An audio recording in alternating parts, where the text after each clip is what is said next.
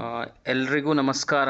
ನಾನು ಇವತ್ತು ಒಂದು ಹೊಸ ವ್ಯಕ್ತಿ ಅವರ ಒಂದು ಮಾತು ಕೇಳಲಿಕ್ಕೆ ನಾವು ಸುಮಾರು ದಿವಸಗಳಿಂದ ಆತುರದಿಂದ ಕಾತು ಕುಳಿತಿರುವಂಥ ವ್ಯಕ್ತಿ, ಈ ಗಡಿನಾಡು ಕನ್ನಡಿಗರಾದಂತಹ ಶ್ರೀಯುತ ನಾಗೇಸ್ವಾಮಿ ಸರ್ ಜೊತೆ ಇವತ್ತು ಮಾತಾಡೋಣ. ಅವರ ಒಂದು ಸಕ್ಸಸ್ ಸ್ಟೋರಿ ಯಾವ ರೀತಿ ಇದೆ, ಯಾವ ರೀತಿ ಅವರು ಮುಂದುವರೆದು ಈ ಒಂದು ಮಟ್ಟಕ್ಕೆ ಏರಿದ್ದಾರೆ ಎನ್ನುವುದರ ಬಗ್ಗೆ ಸವಿಸ್ತಾರವಾಗಿ, one of the best personality in my life ಅಂತಂದರೆ, ನಾನು ಸುಮಾರು ಸಲ ಪ್ಲಸ್ ಮೈನಸ್ ಅಂತಂದರೆ ಮೇಲೇಳೋದು ಬಿಡೋದು ಮಾಡಿದ್ದೀನಿ. ಬಟ್ ಇವರ ಒಂದು ಪ್ರಯತ್ನಕ್ಕೆ ನನ್ನ ಒಂದು ಸಲಾಮ್ ಇರಲಿ. ಸೊ ಬನ್ನಿ ಇವತ್ತು ನಾಗೇಶ್ ಸರ್ ಜೊತೆ ಮಾತಾಡೋಣ. ಅವರ ಒಂದು ಲೈಫ್ ಜರ್ನಿ ಯಾವ ರೀತಿ ಇದೆ, ಅವರ ಸೆಲ್ಫ್ ಇಂಟ್ರೊಡಕ್ಷನಿಂದ ಸ್ಟಾರ್ಟ್ ಮಾಡೋಣ. Welcome Nagesh Swamy sir to nursing views Kannada YouTube channel. ನಮಸ್ಕಾರ. ಚೆನ್ನಾಗಿದ್ದೀರಾ ಸರ್? ನಾನು ಚೆನ್ನಾಗಿದ್ದೀನಿ ಸರ್, ಆರಾಮಾಗಿದ್ದೀನಿ. ಸೊ ನಿಮ್ಮ ಸೆಲ್ಫ್ ಇಂಟ್ರೊಡಕ್ಷನ್ ಮಾಡ್ಕೊಳ್ಳಿ. ನಿಮ್ಮ ಬ್ಯಾಕ್ಗ್ರೌಂಡ್ ಏನು, ಯಾವ ರೀತಿ ಈ ಒಂದು ಮಟ್ಟಕ್ಕೆ ಬಂದಿದ್ದೀರಾ, ಯಾವ ರೀತಿ ಒಂದು ಜಾಬ್ ಗಿಟ್ಟಿಸಿಕೊಳ್ಳಿಕ್ಕೆ ಪಟ್ಟಂತಹ ಪ್ರಯತ್ನಗಳ ಬಗ್ಗೆ ತಿಳಿಸಿ ಸರ್. ಮೊದಲದಾಗಿ ಎಲ್ಲರಿಗೂ ನಮಸ್ಕಾರ. ನನ್ನ ಹೆಸರು ನಾಗೇಸ್ವಾಮಿ ಅಂತ. ನಾನು ಗಡಿನಾಡು ಕನ್ನಡಿಗ, ಅಂದ್ರೆ ನಮ್ದು ಸೋಲಾಪುರ ಡಿಸ್ಟಿಕ್. ನಮ್ಮೂರ ಹೆಸರು ಮೈಸಲ್ಗೆ ಅಂತ ಹೇಳಿ, ಅಕ್ಕಲಕೋಟ ತಾಲೂಕಾ, ಜಿಲ್ಲಾ ಸೋಲಾಪುರ. ನಮ್ಮೂರು ಕೊನೆಯದಾಗಿರೋದ್ರಿಂದ ಭೀಮಾ ನದಿ ಅಡ್ಡವಿರುತ್ತದೆ. ಅದರಿಂದ ಸ್ವಲ್ಪ 2 ಕಿಲೋಮೀಟರ್ ಹೋದ್ರೆ ಕರ್ನಾಟಕ. ಹೀಗಾಗಿ ನಮ್ದು ಮದರ್ ಟಂಗ್ ಕೂಡ ಕನ್ನಡನೇ ಇದೆ. ನಮ್ದು 1ರಿಂದ 10ನೇ ತರಗತಿಯಿಂದ ನಾನು ಕನ್ನಡ ಮೀಡಿಯಂ ಅಲ್ಲಿ ಕಲ್ತಿದ್ದು ನಮ್ಮೂರಲ್ಲಿ. ಆಮೇಲೆ ನಮ್ದು ಫ್ಯಾಮಿಲಿ ಬಂದು ಹೋಗುತ್ತೆ, ನಮ್ದೊಂದು ಲೋ ಕ್ಲಾಸ್ ಫ್ಯಾಮಿಲಿ, ಅಂದ್ರೆ ಆತರ ಎಂತ ರಿಚ್ ಏನಿಲ್ಲ ನಾವು. ಆಮೇಲೆ 1ರಿಂದ 10th ತನಕ ಸ್ಕೂಲ್ ಎಲ್ಲ ಊರಲ್ಲಿ ಆಗಿದ್ದು. ಆಮೇಲೆ 11th 12th ಸೋಲಾಪುರಲ್ಲಿ ಕಲ್ತಿದ್ದು. ಆಮೇಲೆ BSc ನರ್ಸಿಂಗ್ ಆಗಿರೋದು ನಂದು BLD ಕಾಲೇಜ್ ಬಿಜಾಪುರದಲ್ಲಿ. ಹಾಗೆ ಮುಂದೆ ಸ್ಟ್ರಗಲ್ ಮಾಡ್ಕೊಂತ ಇಲ್ಲಿವರೆಗೆ ಬಂದಿದ್ದೇವೆ ಅಷ್ಟೇ. Very good sir. ಮನೆಯಲ್ಲಿ ಎಷ್ಟು ಜನ ಇರ್ತಾರೆ, ಅಂದ್ರೆ ಮಮ್ಮಿ? ಮನೆಯಲ್ಲಿ ನಾವು ಅಪ್ಪ, ಅಮ್ಮ, ಆಮೇಲೆ ನಾವು 3 ಜನ ಅಣ್ತಂದ್ರು. ನಾನು ಎಲ್ಲಕ್ಕಿಂತ ಚಿಕ್ಕವನು. ಆಮೇಲೆ ದೊಡ್ಡಣ್ಣ IT ಇಂಡಸ್ಟ್ರಿಯಲ್ಲಿ ವರ್ಕ್ ಮಾಡ್ತಾ ಇದಾರೆ ಈಗ. 2ನೇವರು ಹೊಲದ ಕಡೆ ನೋಡ್ಕೊತಾರೆ. ಆಮೇಲೆ ನಾನು ಎಲ್ಲಕ್ಕಿಂತ ಚಿಕ್ಕ. Good sir. ಆಮೇಲೆ ನಮ್ದು ಜಾಯಿಂಟ್ ಫ್ಯಾಮಿಲಿ, ಕಾಕ, ಕಾಕು, ಅಜ್ಜಿ, ಅತ್ತೆ ಎಲ್ಲ ಜೊತೆಗೆ ಇರೋದು. ಒಂದು 13 ಜನ ಕೂಡಿರ್ತೀವಿ ನಾವು. Super sir. ಆಮೇಲೆ ಈ ನರ್ಸಿಂಗ್ ಯಾಕೆ ಮಾಡಿದ್ರಿ ಸರ್? ನಂದು ಯಾವಾಗ ಸರ್ 12ನೇ ಮುಗೀತು, ಅಂದ್ರೆ ನಾನು 11th 12th ಮುಗೀತು. ಆಮೇಲೆ ಒಂದು ಕ್ಯೂರಿಯಾಸಿಟಿ ಅಲ್ಲ, ಯಾವ ಡಿಗ್ರಿ ಮಾಡ್ಬೇಕು ಅಂತ ಒಂದು ಕ್ಯೂರಿಯಾಸಿಟಿ ಇತ್ತು. ಆ ಟೈಮಲ್ಲಿ ನಮ್ದು ಫ್ರೆಂಡ್ ಒಬ್ರು ಫಾದರ್ ಇದ್ದಾರೆ. ಅವರು ನಮ್ದು ಕನ್ನಡ ಶಾಲೆಯಲ್ಲಿ ಮುಖ್ಯಾಧ್ಯಾಪಕರು ಇಟ್ಟಿದ್ರು, ಅಂದ್ರೆ ನಮ್ಮ ಪಕ್ಕದೂರಲ್ಲಿ, ನಮ್ಮ ಮನೆ ಹತ್ರ ದೇವ್ರ ಮನೆ. ಅವಾಗ ನಾವು 12th ರಿಸಲ್ಟ್ ಚೆನ್ನಾಗಿತ್ತು. ನಮ್ದು ಏನಾದ್ರು 69% ಏನಾದ್ರು ಆಗಿತ್ತು ಸೈನ್ಸ್ ಅಲ್ಲಿ. ಅವಾಗ ಅವ್ರಿಗೆ ಕೇಳಿದೆ, ಏನ್ ಮಾಡ್ತೀರಾ ಮುಂದೆ ಅಂತ ಕೇಳಿದಾಗ, ನಾನು ನಮ್ಮ ಫ್ರೆಂಡ್ ಎಲ್ಲ ಕೂತ್ಕೊಂಡು ಒಂದು ಬೇರೆ ಯೋಚನೆಯಲ್ಲಿದ್ವಿ. ಅವಾಗೆಲ್ಲ IAS ಆಫೀಸರು ಆ ತರ ಈ ತರ ಎಲ್ಲ ನೋಡಿದ್ದು. ನಾವು ಹೇಳಿದ್ವಿ, ನಾನು BA ಮಾಡ್ತೀನಿ ಸರ್, ಇಬ್ರು ಕೂಡಿ BA ಮಾಡ್ತೀವಿ, ಆಮೇಲೆ ದೊಡ್ಡ ಜಾಬ್ ತಗೋತೀವಿ, ಈ ತರ ಹೇಳ್ತೀವಿ. ಆಮೇಲೆ ಅವರು ಅಂತ ಹೇಳಿದ್ರು, ಮೊದಲು ನೀವು ಚಪ್ಪರ್ ಮನೆ ಕಟ್ರಿ, ಆಮೇಲೆ ಬಂಗ್ಲೆ ಕಟ್ಟೋ ಕನ್ಸ್ಕೊಂಡ್ರಿ ಅಂತ ಹೇಳಿದ್ರು. ಈ ಮಾತು ನಮ್ಗೆ ಅವತ್ತಿಂದ ಇನ್ನೂವರೆಗೂ ನೆನಪಿದೆ. ಹೀಗಾಗಿ ಅವ್ರು ಹೇಳಿದ್ದು ಒಳ್ಳೇದಂತ ನಮ್ಗೆ ಅನ್ಸ್ತು. ಅವಾಗಿಂದನೇ ನಮ್ ಲೈಫ್ ಚೇಂಜ್ ಆಗಿತ್ತು. ಇಲ್ಲಾಂದ್ರೆ ನಾವು ಬೇರೆ ಯಾವ್ದಾದ್ರು ಗ್ರೂಪ್ D, ಗ್ರೂಪ್ C ಬೇರೆ ಜಾಬ್ ತಗೋಬೋದಾಗಿತ್ತು. ಆದ್ರೂ ತುಂಬಾ ಕಷ್ಟ ಇರ್ತಿತ್ತು ಕಾಂಪಿಟೇಷನ್ ಅಲ್ಲಿ. ಆಮೇಲೆ ನಾವು ಆತರ ಕ್ಲಾಸ್ ಅಲ್ಲಿ ಟಾಪರ್ ಕೂಡ ಇರ್ಲಿಲ್ಲ ಅವಾಗ ನನ್ಗೆ ಹೇಳಿತ್ತು, ನೀವು ನರ್ಸಿಂಗ್ ಮಾಡಿದ್ಮೇಲೆ ನಿಮ್ಗೆ ಎಲ್ಲಾದ್ರೂ ಜಾಬ್ ಸಿಗುತ್ತೆ, ನೀವು ಜೀವನ ನಡೆಸ್ಬೋದು, ಆಮೇಲೆ ಏನ್ ಮಾಡ್ತೀರಾ ಮಾಡ್ಕೊಳ್ಳಿ ಅಂತ ಈ ತರ ಹೇಳಿದ್ರು ನಮ್ಗೆ. ಅವಾಗ ನಾನು ನಮ್ಮ ಫ್ರೆಂಡ್ ಕೂಡಿ BSc ನರ್ಸಿಂಗ್ ಅಡ್ಮಿಷನ್ ಮಾಡಿದ್ದು ಬಿಜಾಪುರ BLD ಅಲ್ಲಿ. ಸೂಪರ್. ಅಲ್ಲಿ ಒಂದು ಇನ್ಸ್ಪಿರೇಷನ್, IAS ಆಫೀಸರ್ IPS ಮಾಡೋದಕ್ಕಿಂತ ಫಸ್ಟ್ ಏನಾದ್ರೂ ಒಂದು ಚಪ್ಪರ್ ಮನೆ ಕಟ್ರಿ ಅಂತಂದ್ರೆ ಸ್ಟೆಪ್ ಒಂದು ತಗೊಳ್ಳಿ ಅಂತ ಅರ್ಥ. ನಿಮ್ ಫೌಂಡೇಶನ್ ನೀವು ನಿಮ್ ಕಾಲಲ್ಲಿ, ಯಾಕಂದ್ರೆ ನಮ್ ಫ್ಯಾಮಿಲಿ ಬ್ಯಾಕ್ಗ್ರೌಂಡ್ ಆತರ ಇರ್ಲಿಲ್ಲ ಸರ್. ತಗೊಳ್ಳಿ ದುಡ್ಡು, ನೀವೇನ್ ಕಲಿಬೇಕು, ಕೋಚಿಂಗ್ ಇದೆ, ಆತರ ಏನು ಇರ್ಲಿಲ್ಲ ಸರ್ ನಮ್ಮಲ್ಲಿ. ನಾವು ಏನ್ ಮಾಡ್ಬೇಕು, ನಮ್ ಕಾಲೇಜ್ ಮಾಡ್ಬೇಕು, ಆತರ ಸಿಚುವೇಶನ್ ಇತ್ತು ಒಂದು. ಗುಡ್. ಸೊ BLD ಅಲ್ಲಿ ಪೇಮೆಂಟ್ ಸೀಟ್ ಇತ್ತಾ ಸರ್, ಗವರ್ಮೆಂಟ್ ಸೀಟ್ ಇತ್ತು? ಯಾವ ರೀತಿ ಮಾಡಿದ್ರೆ? ನಮ್ದು ಅವಾಗ ಸರ್ ಪೇಮೆಂಟ್ ಸೀಟ್ ಇತ್ತು. ಯಾಕಂದ್ರೆ ನಮ್ಗೆ ಐಡಿಯಾ ಇರ್ಲಿಲ್ಲ. ನಾವು ಮಹಾರಾಷ್ಟ್ರದಿಂದ ಹೋಗಿರೋದ್ರಿಂದ ಅಲ್ಲಿ ಹೇಳಿದ್ರು, ನಿಮ್ಗೆ ರಿಸರ್ವೇಶನ್ ಸಿಗೋದಿಲ್ಲ, ಏನು ಸಿಗೋದಿಲ್ಲ ಅಂತ ಹೇಳಿದ್ರು. ಆಮೇಲೆ ನಾವು ಹೇಳಿದ್ರು, ನೀವು 10,000 ಕಟ್ಟಿದ್ರೆ ನಿಮ್ಗೆ ಸೀಟ್ ಸಿಗುತ್ತೆ, ಇಲ್ಲಾಂದ್ರೆ ಸಿಗುದಿಲ್ಲ. ಯಾಕಂದ್ರೆ ನಮಗೆ ನರ್ಸಿಂಗ್ ಬಗ್ಗೆ ಯಾವ ಐಡಿಯಾನು ಇರಲಿಲ್ಲ ಸರ್ ನಮ್ಗೆ. ಅವಾಗ ನಾವು ಸಡನ್ ಆಗಿ ಸ್ವಲ್ಪ ದುಡ್ಡು ಕೊಟ್ಟು, ಅವಾಗ ನಾನು 12ನೇ ಮುಗಿದಾಗ ನಮ್ಗೆ 6-7 ಮಂತ್ ಕ್ಯಾಶ್ ಸಿಕ್ಕಿತ್ತು. ಆ ಟೈಮಲ್ಲಿ ನಾನು ಪ್ಲಂಬಿಂಗ್ ಕೆಲಸ ಮಾಡ್ತಿದ್ದೆ. ಅವಾಗ ನಾನು ಒಂದ್ 25,000 ರೂಪಾಯಿ ಎಲ್ಲ ಹೂಡಿಕೆ ಮಾಡಿರ್ತಿದ್ದೆ. ಅದನ್ನೇ ಕಟ್ಟಿ ನಾನು ಅಡ್ಮಿಷನ್ ಕನ್ಫರ್ಮ್ ಮಾಡ್ಕೊಂಡಿದ್ದೆ. ಆಮೇಲೆ ಗೊತ್ತಾಯ್ತು ಗೌರ್ಮೆಂಟ್ ಸೀಟ್ ಸಿಕ್ತಿತ್ತು ಅಂತ. ಬಟ್ ಅವಾಗ ಮಿಸ್ ಆಯ್ತು ಸರ್. ಆಮೇಲೆ ಹೀಗೆ ಸಾಲಾಗೆಲ್ಲ ಮಾಡಿ ಕಲ್ತೀವಿ ಸರ್ ನರ್ಸಿಂಗ್. ಅಂದ್ರೆ ಒಂದು ಮನ್ಸಲ್ಲಿದೆ, ಏನಾದ್ರೂ ಒಂದು ಮಾಡಬೇಕು ಅನ್ನುವಂಥ ಮನ್ಸಲ್ಲಿದೆ, ಬಟ್ ವೇ ಗೊತ್ತಿರ್ಲಿಲ್ಲ, ಆದ್ರೂ ನೀವು ಕೈ ಬಿಡ್ಲಿಲ್ಲ. ಹಾ ಸರ್, ನಮ್ಗೆ ನರ್ಸಿಂಗ್ ಅಂದ್ರೆ ಗೊತ್ತಿರಲಿಲ್ಲ. ಆಮೇಲೆ ಸೀಟ್ಸ್ ಅವ್ರೆ ಅಂತ ಹೇಳಿದ್ರು, ಅಲ್ಲಿ ನಿಮ್ಗೆ ಸಿಗೋದಿಲ್ಲ ಅಂತ ಹೇಳ್ತಾ ಇದ್ರು ಅವರು ಸೀಟ್. ಹೀಗಾಗಿ ನಮ್ಗೆ ಸಡನ್ ಆಗಿ ನಾವು ಏನು ಥಿಂಕ್ ಮಾಡದೆ ಅಡ್ಮಿಷನ್ ಕನ್ಫರ್ಮ್ ಮಾಡೋಷ್ಟೊತ್ತಿಗೆ ದುಡ್ಡು ಕಟ್ವಿ ಸರ್. ಆ ತರ. Super super. ಸೊ ಇದು ನಾವು ನಿಮ್ದೊಂದು ವಾಟ್ಸಪ್ಪಲ್ಲಿ ಫ್ಲೋಟ್ ಆಗ್ತಾ, ಅಂದರೆ ಫಾರ್ವರ್ಡ್ ಬೈ ಫಾರ್ವರ್ಡೆಡ್ ಈ ರೀತಿ ಬಂದು ನನಗೆ ತಲುಪಿದ್ದು. ಒಬ್ಬರು ಹಾವೇರಿಯಿಂದ ನನ್ನ ಸ್ಟೂಡೆಂಟ್ ನನಗೆ ಕಳಿಸ್ಕೊಟ್ಟಿದ್ರು. ನಿಮ್ಮ ಅಡ್ರೆಸ್ ಇರಲಿಲ್ಲ, ನಿಮ್ಮ ಹೆಸರು ಅಷ್ಟೇ ಗೊತ್ತಿತ್ತು, ಬಟ್ ಯಾವ ರೀತಿ ಕಾಂಟ್ಯಾಕ್ಟ್ ಮಾಡೋಣ ಅಂತ ಗೊತ್ತಿರಲಿಲ್ಲ. ಸೊ ನಾನೇನು ಮಾಡಿದೆ, ಒಂದು ಚಿಕ್ಕ ಒಂದು ವಿಡಿಯೋ ಮಾಡಿ ಹಾಕಿದ್ದೆ. 27 ಟೈಮ್ಸ್ ಎ ಪರ್ಸನ್ ಫೇಲ್ಯೂರಿಂದ ಸಕ್ಸಸ್ ಬಂದಿದ್ದು ನನಗೆ ಭಾಳ ಹಿಡಿಸಿತ್ತದು. ಆ ಒಂದು ಜರ್ನಿ ಸ್ವಲ್ಪ ಎಲಾಬ್ರೇಟ್ ಮಾಡ್ತೀರಾ? ಆ ಒಂದು ಸ್ಟ್ರಗಲ್ ಮಾಡಿರುವಂಥದ್ದು ಯಾವ ರೀತಿ ಸ್ಟೆಪ್ ಬೈ ಸ್ಟೆಪ್ ನಿಮಗೆ ನೆನಪಿದ್ರೆ ಒಂಚೂರು. Yes sir. ನನ್ಗೂ ಆ ವಿಡಿಯೋ ನಂಗೆ ನಮ್ದು KNO ಅಕಾಡೆಮಿ ಅಂತ ಇದೆ, ಅಲ್ಲಿ ಧನಂಜಯ ಪಾಟೀಲ್ ಸರ್ ಅವ್ರ ನಮ್ಮ ಮೆಂಟರು. ಅವರು ನಂಗೆ ಒಂದ್ಸಲ ವಿಡಿಯೋ ಕಳ್ಸಿದ್ರು. ವಿಡಿಯೋ ಕಳ್ಸಿದ್ಮೇಲೆ ನಾನು ಸರ್ ಕಳ್ಸಿದ್ಮೇಲೆ ನಾವು ಸಡನ್ ಏನಿರ್ತೀವಲ್ಲ ನೋಡ್ದೆ. ಸ್ವಲ್ಪ ಸ್ಟಾರ್ಟಿಂಗ್ ಅಲ್ಲೇ ನಂಗೆ ಗೊತ್ತಾಯ್ತು ಏಕೋ ನಂದೇ ಇದೆ ಅಂತ. ನನ್ ಕೆಳಗೆ ಸರ್ ಮೆಸೇಜ್ ಮಾಡಿದೆ, ಸರ್ ಇದು ನಂದೇ. ಅವ್ರಂತ ಹೇಳಿದ್ರು ನಾವು ನಿನ್ನೆ ಕೂಡ ಅದಕ್ಕೆ ಕಳ್ಸಿರೋದು ಅಂತ ಹೇಳಿದ್ರು. ನನಗೆ ಅವಾಗ ಗೊತ್ತಾಯ್ತು sir, thank you for this video. ಆಮೇಲೆ ಸರ್ ಹೇಳಿದ್ರು ಹೀಗೆ ನಿಮ್ ಮೇಲೆ ವಿಡಿಯೋ ಮಾಡಿದ್ದಾರೆ ಹಾಗೆ ಹೀಗೆ ಅಂತ. ಹೌದಾ ಅಂದಾಗ ನಾನ್ ನಿಮ್ ಹೆಸರು ಕೇಳಿದಾಗ ನಿಮ್ ಪರಿಚಯ ಅಂತ ಹೇಳಿದ್ರು. ಅವಾಗ ನಿಮ್ ಕಾಂಟ್ಯಾಕ್ಟ್ ಮಾಡಿ ಇದು ಆಗಿತ್ತು ಸರ್. ಸ್ಟಾರ್ಟಿಂಗ್ ಅಂತ ಹೇಳ್ಬೇಕಂದ್ರೆ ಸರ್, ನಾನು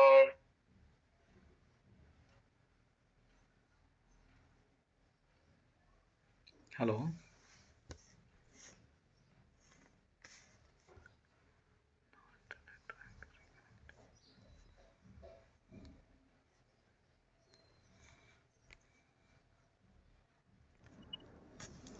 yes sir, welcome back. Start ಮಾಡಿ ಸರ್. ನಾನು ಟೋಟಲ್ ಆಗಿ ಬರ್ತಿದ್ದು ಸರ್ 22 ಎಕ್ಸಾಮ್. ಸ್ಟಾರ್ಟಿಂಗ್ ಇಂದ ಹೇಳ್ಬೇಕಂದ್ರೆ, ಅಂದ್ರೆ ನಾನು ನರ್ಸಿಂಗ್ ಮುಗಿದ್ಮೇಲೆ ಹಾಗೋ ಹೀಗೋ ನರ್ಸಿಂಗ್ ಮುಗಿತು. ನಮ್ಗೆ ಸರ್ಕಲ್ ಒಳ್ಳೆ ಸಿಕ್ಕಿತ್ತು, ಫ್ರೆಂಡ್ಸ್ ಎಲ್ಲ ಒಳ್ಳೆಯವರು. ಅಂದ್ರೆ ಸ್ಟಡಿ ಕೊನೆ ಟೈಮ್ ಅಲ್ಲಿ ಅಂತೂ ಸ್ಟಡಿ ಮಾಡ್ತಾ ಇದ್ರು. ನಾವು 1 ಮಂತ್ ಅಲ್ಲಿ ಅಷ್ಟೇ ಸ್ಟಡಿ ಮಾಡಿ ಇಯರ್ಲಿ ಎಕ್ಸಾಮ್ ಇರ್ತದಲ್ಲ, ಅವಾಗ ಹಾಗೆ ಹೀಗೆ ಪಾಸ್ ಆಗ್ತಿದ್ವಿ. ನಾನು ಫಸ್ಟ್ ಇಯರ್ ಅಲ್ಲಿ ಜಸ್ಟ್ 2-3 ಕಡಿಮೆ ಮಾರ್ಕ್ ಬಿದ್ದಿದ್ರೆ ನಾನು ಫೇಲ್ ಆಗಿರ್ತಿದ್ದೆ. ಆ ತರ ನಾವು ಪಾಸ್ ಔಟ್ ಆಗಿದ್ವಿ. Second year, third year, fourth year. ಹಾಗೆ ನರ್ಸಿಂಗ್ ಮುಗಿದ್ಮೇಲೆ ಎಲ್ಲರಿಗೂ ಕಾಡೋ ಪ್ರಶ್ನೆ ಅಂದ್ರೆ ಮುಂದೆ ಏನ್ ಮಾಡೋದು, ಏನ್ ಮಾಡ್ಬೇಕು. ಅವಾಗ ನಾನು ನಮ್ ಫ್ರೆಂಡ್ ಇಬ್ರು ಕೂಡಿ ದುಡ್ಡು ಮಾಡ್ಬೇಕಂತ ನಾವು ನಮ್ ಫ್ರೆಂಡ್ ಮುಂಬೈ ಹೋಗಿದ್ವಿ. ಅದು ಹೋಮ್ ಕೇರ್ ಎಲ್ಲ ಇರ್ತದಲ್ಲ ಸರ್, ದಿವಸಕ್ಕೆ 1300-1400 ಕೊಡ್ತಾರಂತ. ನಾವು ಹೋಗಿ ಮುಂಬೈಗೆ ಒಂದು ಬ್ಯೂರೋ ಜಾಯ್ನ್ ಆಗಕ್ಕೆ ಟ್ರೈ ಮಾಡ್ತೀವಿ. ಅಲ್ಲಿ ಬ್ಯೂರೋ ಅವರು ನಿಮ್ದು ನರ್ಸಿಂಗ್ ಮುಗಿದಿದೆ, ನಿಮ್ದು ರಿಜಿಸ್ಟ್ರೇಷನ್ ಇಲ್ಲ, ನಿಮ್ಮ ಹತ್ರ ಕನ್ವಿಕೇಶನ್ ಡಿಗ್ರಿ ಸರ್ಟಿಫಿಕೇಟ್ ಇಲ್ಲ, ಹಾಗೆ ಈಗ ಅಂತ ಹೇಳಿ ನಾವು 15 days ವೇಟ್ ಮಾಡ್ತೀವಿ ಸರ್, ನಾನು ನನ್ನ ಫ್ರೆಂಡ್ ಮುಂಬೈಯಲ್ಲಿ. ನಮ್ಗೆ ಒಂದು ಕೆಲಸ ಕೂಡ ಸಿಗ್ಲಿಲ್ಲ. ಆಮೇಲೆ ರಿಸಲ್ಟ್ ಬಂದಾಗ ವಾಪಸ್ ಮತ್ತೆ KNC ರಿಜಿಸ್ಟ್ರೇಷನ್ ಗೋಸ್ಕರ ವಾಪಸ್ ಬಂದ್ವಿ. ವಾಪಸ್ ಬಂದಾಗ ನಮ್ದು ಏನ್ 4th ಇಯರ್ ಎಂಡಿಂಗ್ ಅಲ್ಲಿ ನಾವು ಸ್ಟಡಿ ಮಾಡ್ತಾ ಇರುವಾಗ ನಮ್ದು ಸೀನಿಯರ್ ಒಬ್ರು ಇದ್ರು. ನೀವು ಅದರಲ್ಲಿ ನೋಡಿರ್ಬೋದು ವಿಡಿಯೋದಲ್ಲಿ, ಗಂಗಾಧರ್ ಮೇತ್ರಿ ಅಣ್ಣ ಅಂತ ಹೇಳಿ ವರ್ಕ್ ಮಾಡ್ತಾ ಇದಾರೆ ಇಲ್ಲಿ ವಿಜಯಪುರಲ್ಲಿ. ಅವರು ನಮ್ಗೆ ಮೊದಲಿಂದ ಫುಲ್ ಕ್ಲೋಸ್ ಆಗಿದ್ರು. ಅವರು ಜೈಪುರಿಂದ ಕೋಚಿಂಗ್ ಮುಗಿಸೋದ್ರೆ ಜಸ್ಟ್ ಬಂದಿದ್ದು ಸರ್. ಅವಾಗ ನಾವು OBC ಸಬ್ಜೆಕ್ಟ್ ಸ್ಟಡಿ ಮಾಡ್ತಾ ಇದ್ವಿ, ನಂಗೆ ಇನ್ನೂ ನೆನಪಿದೆ. ಅವಾಗ ಏನ್ ಓದ್ತಾ ಇದ್ರಿ ಅಂತ ಕೇಳಿದಾಗ ನಾವು ಹೇಳಿದ್ವಿ ನಾವು ಲೇಬರ್ ಓದ್ತಾ ಇದೀವಿ. ಲೇಬರ್ ಅಂದ್ರೆ ಏನಂದಾಗ ನಾವು ಸುಮ್ನೆ ಕೂತ್ವಿ, ಲೇಬರ್ ಅಂದ್ರೆ ಡೆಲಿವರಿ ಆಗೈತೆ ಆಗುತ್ತೆ ಅಂತ. ಅವಾಗ ಅವರು ನಮ್ ಕನ್ನಡದಲ್ಲಿ ಈ ತರ ಎಕ್ಸ್ಪ್ಲೇನ್ ಮಾಡಿ ಹೇಳ್ತೀವಿ. ಅಂದ್ರೆ ಪ್ರೊಸೀಜರ್ ಮೊದಲಿಂದ ಹೇಗೆ 4 ಸ್ಟೇಜ್ ಹೇಗಾಗುತ್ತೆ ಎಲ್ಲ ಎಕ್ಸ್ಪ್ಲೇನ್ ಮಾಡಿ ಹೇಳ್ತೀವಿ ಸರ್. ಅವಾಗ ಗೊತ್ತಾಯ್ತು ನಂಗೆ ನಾಲೆಜ್ ಅಂದ್ರೆ ಏನು ಅಂತ. ನಾವು ಗಾಬರಿ ಆದ್ವಿ, ಎಷ್ಟೆಲ್ಲ ನಾಲೆಜ್ ಹೇಗೆ ಅಂತ. ಅವಾಗ ಅವ್ರಿಗೆ ಹೇಳಿದ್ರು, ಈ ಜೈಪುರಲ್ಲಿ ಕೋಚಿಂಗ್ ಕ್ಲಾಸಸ್ ಇರ್ತವೆ, ಅವರೆಲ್ಲ ಹೇಳ್ಕೊಡ್ತಾರೆ ಎಷ್ಟು ಚಂದಾಗಿ. ನಾವು ಗೌರ್ಮೆಂಟ್ ಜಾಬ್ ಮಾಡ್ಬೋದು, ಪ್ರೈವೇಟ್ ಅಲ್ಲಿ ಹೋದ್ರೆ ನಿಮ್ಗೆ 10-15 ಸಾವಿರ ಕೊಡ್ತಾರೆ, ಗೌರ್ಮೆಂಟ್ ಅಲ್ಲಿ ಹೋದ್ರೆ ಸೆಕ್ಯೂರ್ ಇರುತ್ತೆ ಲೈಫ್. ನಿಮ್ಗೆ ಮಿನಿಮಮ್ ಆದ್ರೂ ಒಂದು 50-60 ರೂಪಾಯಿ ಸಂಬಳ ಸಿಗುತ್ತೆ ಸ್ಟೇಟ್ ಅಲ್ಲಿ. ಸೆಂಟ್ರಲ್ ಹೋದ್ರೆ ಲಕ್ಷಗಟ್ಟಲೆ ಸಿಗ್ತದೆ ಅಂತ ಹೇಳಿದ್ರು ಸರ್. ಅವಾಗ ನಮ್ಗೆ ತಲೆಯಲ್ಲಿ ಬಂತು ಏನಾದ್ರೂ ಮಾಡ್ಬೇಕು ಅಂತ ಪ್ಲಾನ್ ಇದ್ದಾಗ. ಆಮೇಲೆ ಆ ಹೋಮ್ ಕೇರ್ ಒಂದು ಕೈ ಕೊಡ್ತು. ಹೀಗಾಗಿ ಫುಲ್ಲಿ ಟೆನ್ಷನ್ ಆಗಿ ನಾವು ಡಿಸೈಡ್ ಮಾಡ್ತೀವಿ, ನಾವು 4 ಜನ ನಮ್ ಕ್ಲಾಸ್ ಇಂದ ನಾನು ಮುಖ್ಯಾಧ್ಯಾಪಕರ ಮಗ ಅಂತ ಹೇಳಿದ್ದಲ್ಲ, ಅವನು ಗುರುರಾಜ್ ಸುತಾರ್ ಅಂತ, ಮಂಜುನಾಥ್ ಚೌಹಾಣ್, ಭೀಮಾಶಂಕರ್ ಬೆರಲ್ತಾರ್ ಅಂತ, ಕುಂಬಾರ್ ಅಂತ 4 ಜನ ರೆಡಿ ಆದ್ವಿ ಸರ್. ಹಾಗೆ ಫಿಕ್ಸ್ ಆಗಿ ಬಿಟ್ಬಿಟ್ಟು ಜೈಪುರ್ಗೆ ಹೋಗ್ಬೇಕು, 6 ತಿಂಗಳು ಕ್ಲಾಸ್ ಮುಗಿಸೋದು ಬಂದೇ ಬರ್ಲೇಬೇಕು, ಬಂದ ಮೇಲೆ ಜಾಬ್ ತಗೊಳ್ಬೇಕು ಅಂತ ಫಿಕ್ಸ್ ಆದ್ವಿ ಸರ್. ಆಗ ಸಾಲ ಮಾಡಿ ಜೈಪುರ್ಗೆ ಹೋಗಿಬಿಟ್ವಿ ಸರ್ 4 ಜನ.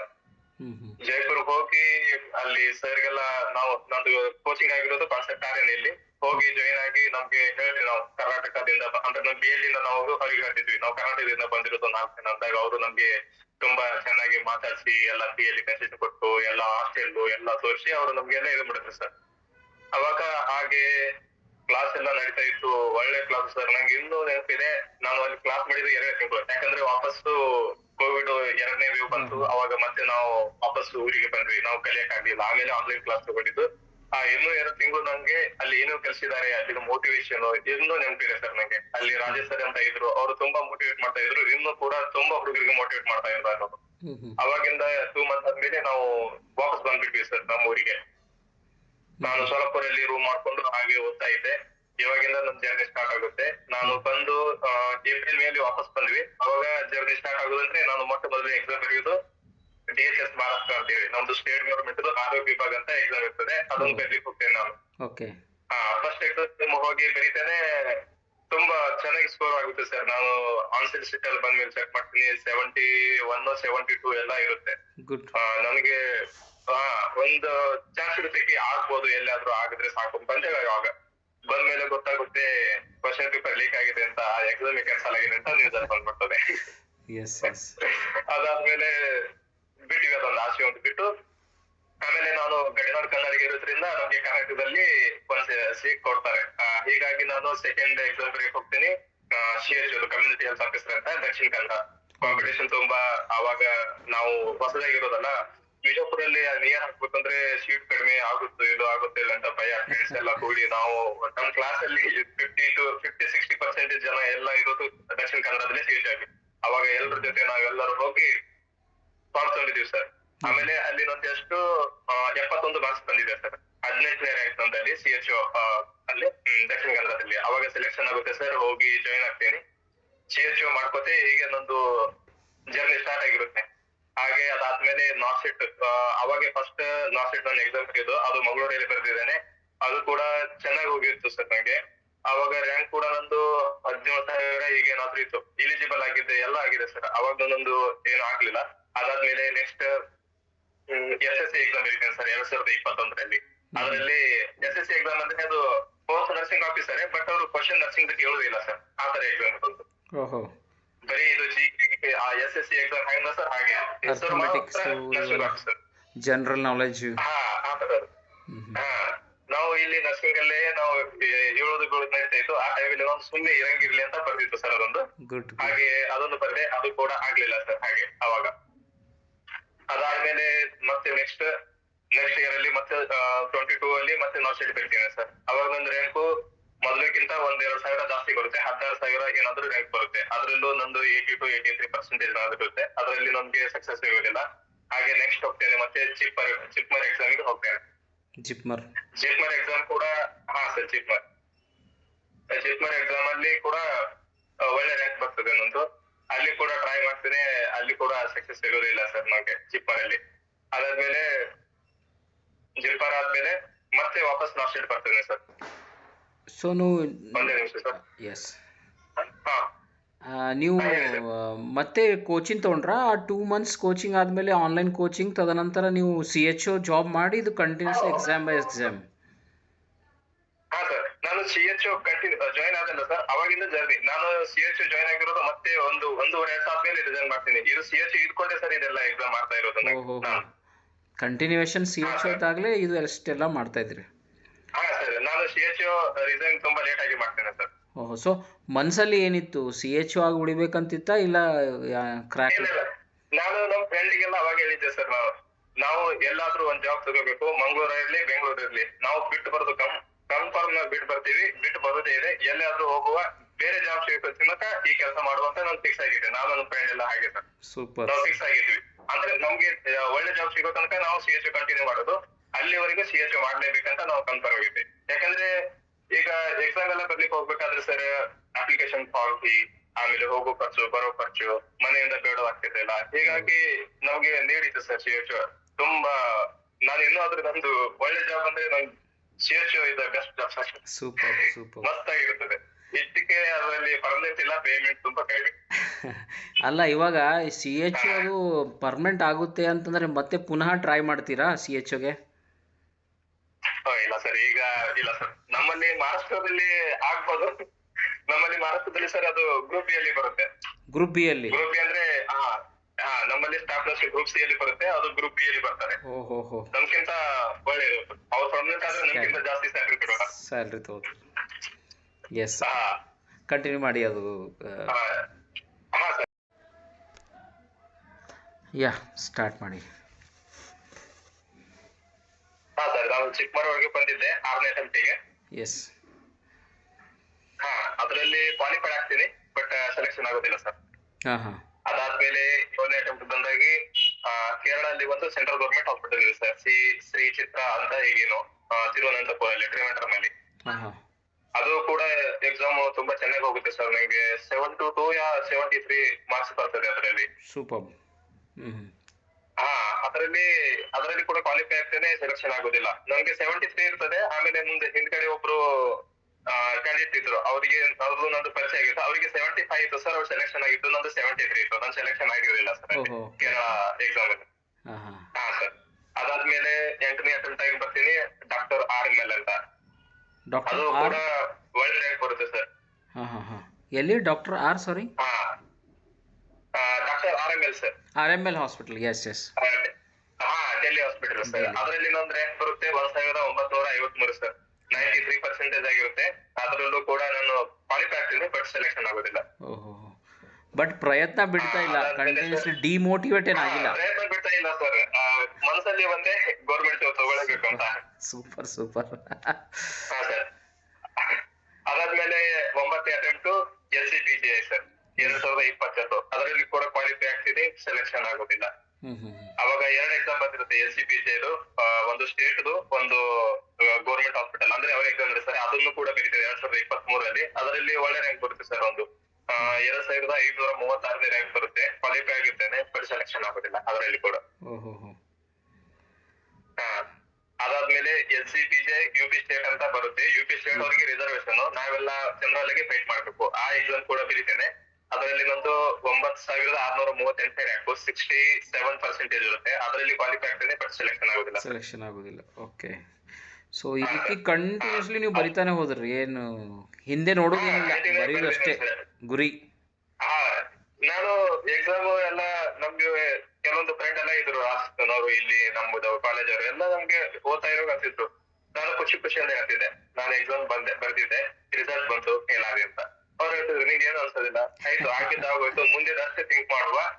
ಅದು ನಾನು ಒಂದು ಪ್ರೋಗ್ರೆಸ್ ನೋಡ್ತಿದ್ದೆ. ಈ ಎಕ್ಸಾಮ್ ಅಲ್ಲಿ ಒಂದು 60 ಮಾರ್ಕ್ಸ್ ಬಿದ್ರೆ ನೆಕ್ಸ್ಟ್ ಎಕ್ಸಾಮ್ ಅಲ್ಲಿ 61, 62 ಬಿಡ್ಬೇಕು. ಅದಕ್ಕಿಂತ ಕಡಿಮೆ ಆದ್ರೆ ನಮ್ ಪ್ರೋಗ್ರೆಸ್ ಇಲ್ಲ ಅಂತ ಅರ್ಥ. ಈ ತರ ಮಾಡ್ಕೊತಿದ್ದೆ. ನಾನು 61 ಬಿದ್ರು ಹ್ಯಾಪಿ ಆಗ್ತಿದ್ದೆ, 1 ಮಾರ್ಕ್ ಜಾಸ್ತಿ ಆಗಿದೆ, ಪ್ರೋಗ್ರೆಸ್ ಅಲ್ಲಿ ಇದೇನೆ ಅಂತ. ಈ ತರ ನಾನು ನನ್ನವೇ ಕ್ಯಾಲ್ಕುಲೇಷನ್ ಮಾಡ್ತಾ ಇದ್ದೆ ಸರ್. ಡಿಮೋಟಿವೇಟ್ ಆಗಿಲ್ಲ ನೀವು?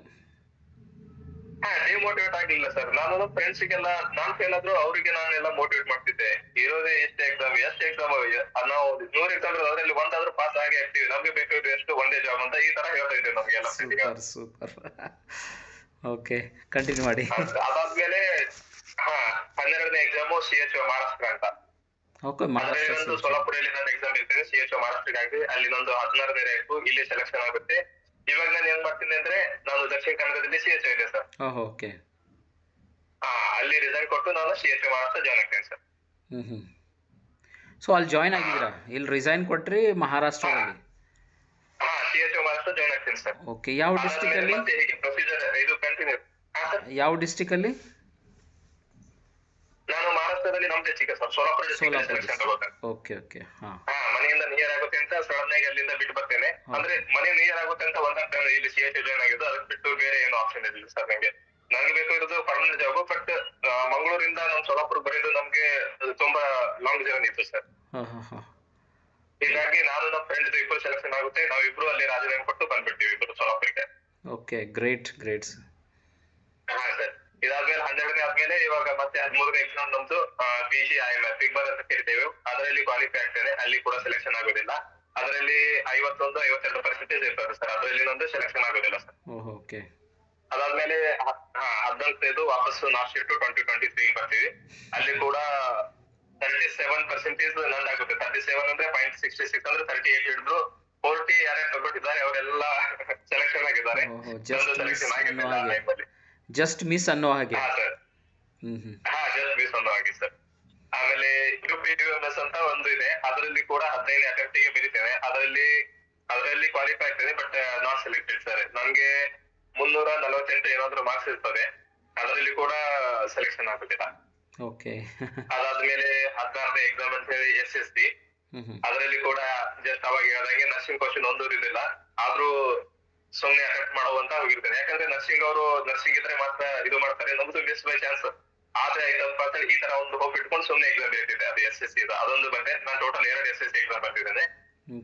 ಅದಾದ್ಮೇಲೆ 17ನೇ ಅಟೆಂಪ್ಟ್ ಸರ್ PSF ಅಂತ, ಬಾರ್ಡರ್ ಸೆಕ್ಯೂರಿಟಿ ಫೋರ್ಸ್, ಅದರ ಎಕ್ಸಾಮ್ 2023ಕ್ಕೆ.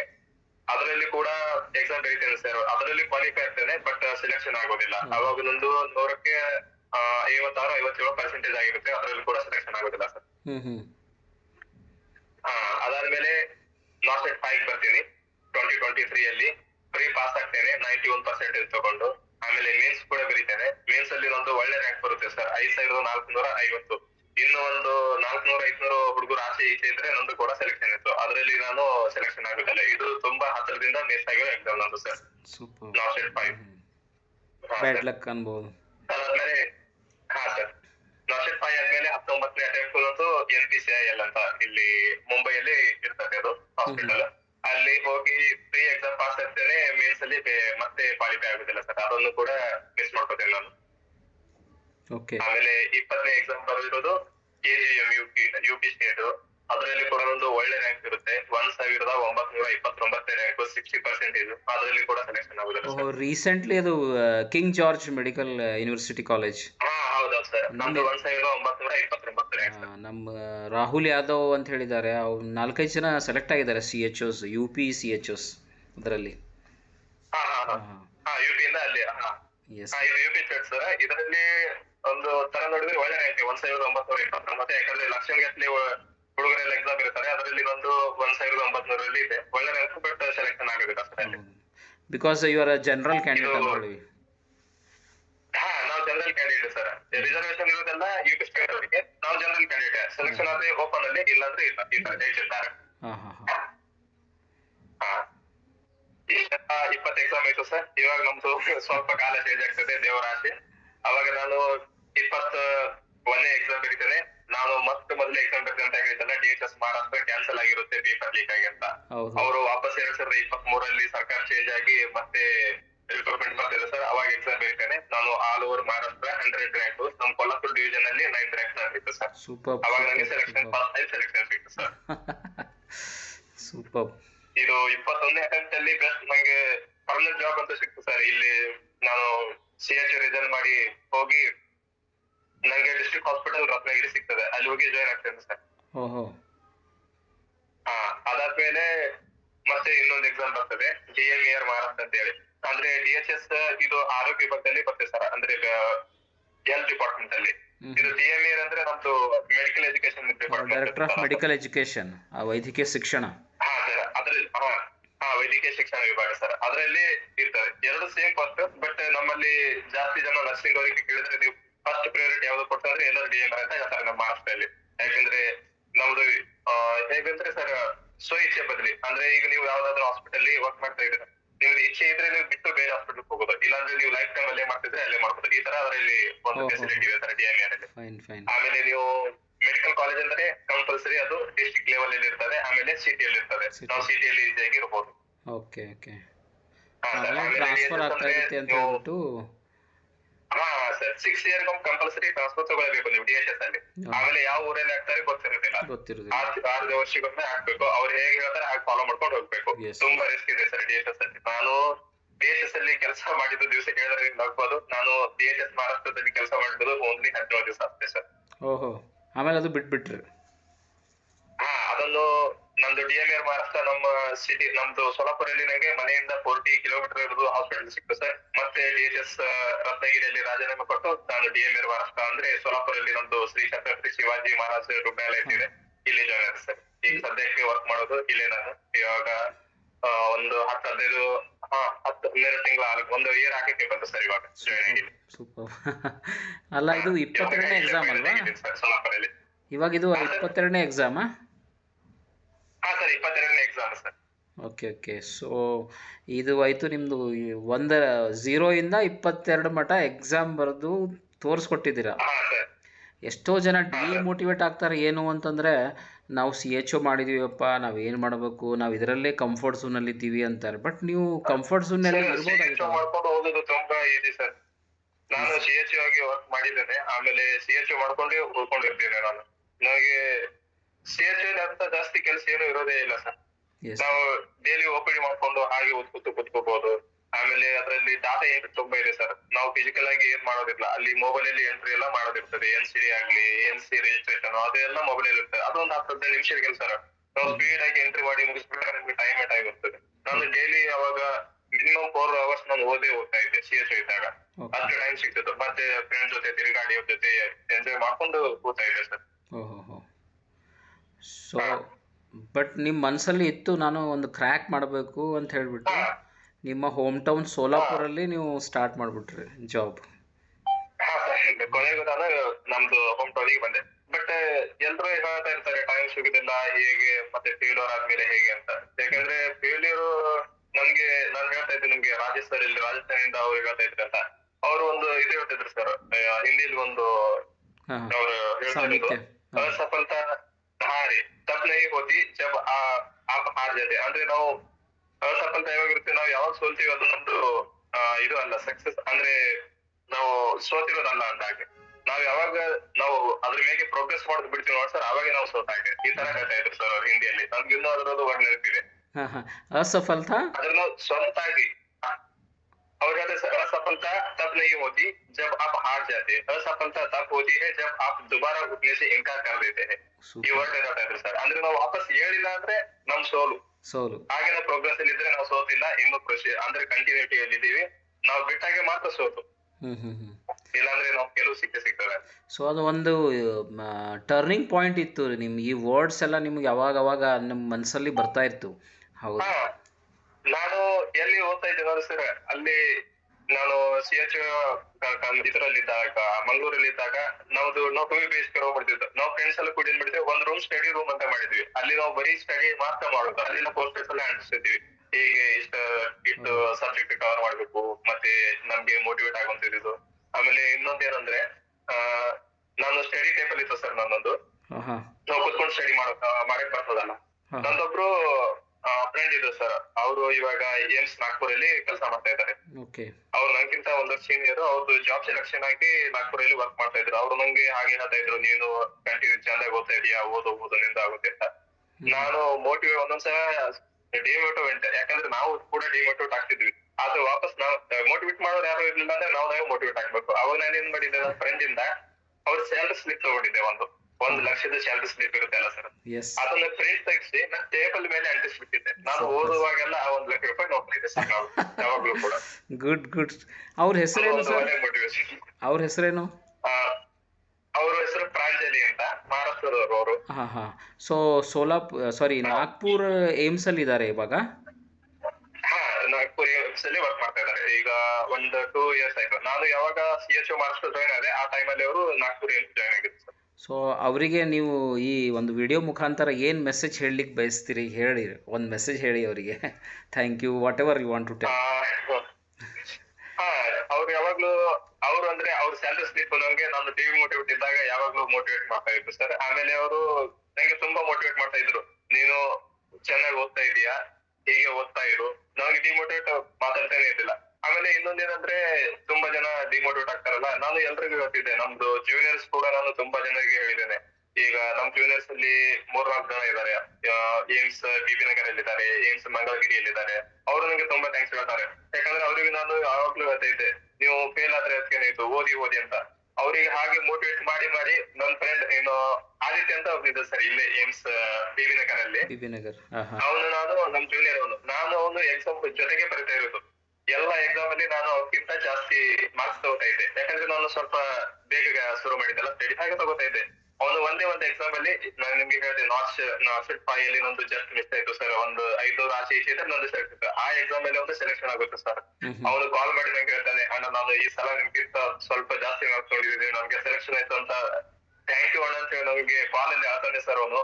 ಅಂದ್ರೆ ಆ ಸಂತೋಷದಲ್ಲಿ ಅವಾಗ ನಂಗೆ ತುಂಬಾ ಖುಷಿ ಆಗಿದೆ ಅವ್ನು ಮಾತು ಹೇಳಿ ಸರ್. ಅವನು ಅವಾಗ ಹೇಳ್ತಾ ಇರ್ತಾನೆ. ಸೂಪರ್. ಅದು ಒಂದೇ ಎಕ್ಸಾಮ್ ಇಲ್ಲ ನಮ್ಗಿಂತ ಜಾಸ್ತಿ ಮಾರ್ಕ್ಸ್ ನೋಡಿದ್ದು, ಆಮೇಲೆ ಸೆಲೆಕ್ಷನ್ ಆಗಿದ್ದು. ಸೊ ಈ ರೀತಿ ನೀವು ಓದಬೇಕು, ಮೋಟಿವೇಟ್ ಮಾಡಬೇಕು ನಿಮ್ಮ ಫ್ರೆಂಡ್ಸ್ಗಳನ್ನು. ಆಮೇಲೆ ನಿಮ್ಮ ಫ್ರೆಂಡ್ ಸ್ಯಾಲ್ರಿ ಸ್ಲಿಪ್ ನಿಮ್ಮ ಟೇಬಲಲ್ಲಿ ಇಟ್ಕೊಂಡು ಆ ಒಂದು ಗುರಿ ಮುಟ್ಟಲೇಬೇಕು ಅನ್ನುವಂಥ ರೀತಿಯಲ್ಲಿ ಪ್ರಯತ್ನ ಪಟ್ಟಿರಿ ನೀವು. ಸೊ ಇವಾಗ ಈ ಒಂದು ಛತ್ರಪತಿ ಶಿವಾಜಿ ಮಹಾರಾಜ ಸೋಲಾಪುರ್ ಮೆಡಿಕಲ್ ಕಾಲೇಜಲ್ಲಿ ನೀವು ಸುಮಾರು 1 ವರ್ಷದಿಂದ ಮಾಡ್ತಾ ಇದ್ದೀರಿ. ಸೊ ಹಾಂ, ನಿಮ್ಮ ಪರ್ಸ್ನಲ್ ಕೇಳ್ತಾ ಇದ್ದೀನಿ, ನಿಮ್ಮದು ಸ್ಯಾಲ್ರಿ ಸ್ಲಿಪ್ ಏನಾದರೂ ಹೇಳ್ಬೋದಾ, ಎಷ್ಟಿದೆ ಏನಂತ ಹೇಳ್ಬಿಟ್ಟು? If you can will. ನಮ್ಮಲ್ಲಿ ನಾನು ನಮ್ದು ಸೀನಿಯರ್ ಜೊತೆಗೆ ಸ್ವಲ್ಪ ಡಿಸ್ಕಸ್ ಮಾಡ್ತಾ ಇದ್ದೆ ಸರ್, ಯಾಕಂದ್ರೆ ನಂಗೂ ಒಂದು ಇಂಟ್ರೆಸ್ಟ್ ಇತ್ತು. ಸೆಂಟ್ರಲ್ ಗೋಲಾ ಸ್ಟೇಟ್ ಅಲ್ಲಿ ಇಲ್ಲ ಅಂತ ಒಂದು ಕನ್ಫ್ಯೂಷನ್ ಇರ್ತಿತ್ತು ಸರ್. ಎಸ್. ಸ್ಯಾಲ್ರಿ ಸ್ವಲ್ಪ ಚೇಂಜಸ್ ಆಗುತ್ತೆ. ನಮ್ಮಲ್ಲಿ ಗ್ರಾಸ್ ಸ್ಯಾಲ್ರಿ ನಂಗೆ 70 ತನಕ ಬರುತ್ತೆ. ಅದೇ ಸೆಂಟ್ರಲ್ ಅಲ್ಲಿ 1 lakh ಇರುತ್ತೆ. ಅವ್ರಿಗೆ ಅಂಡ್ ಸ್ಟಾರ್ಟಿಂಗ್ ಅಲ್ಲಿ ಒಂದು 75-80 ತನಕ ಬರೋದು. ನಮ್ಗೆ 56-58 ತನಕ ಬರುತ್ತೆ ಸರ್.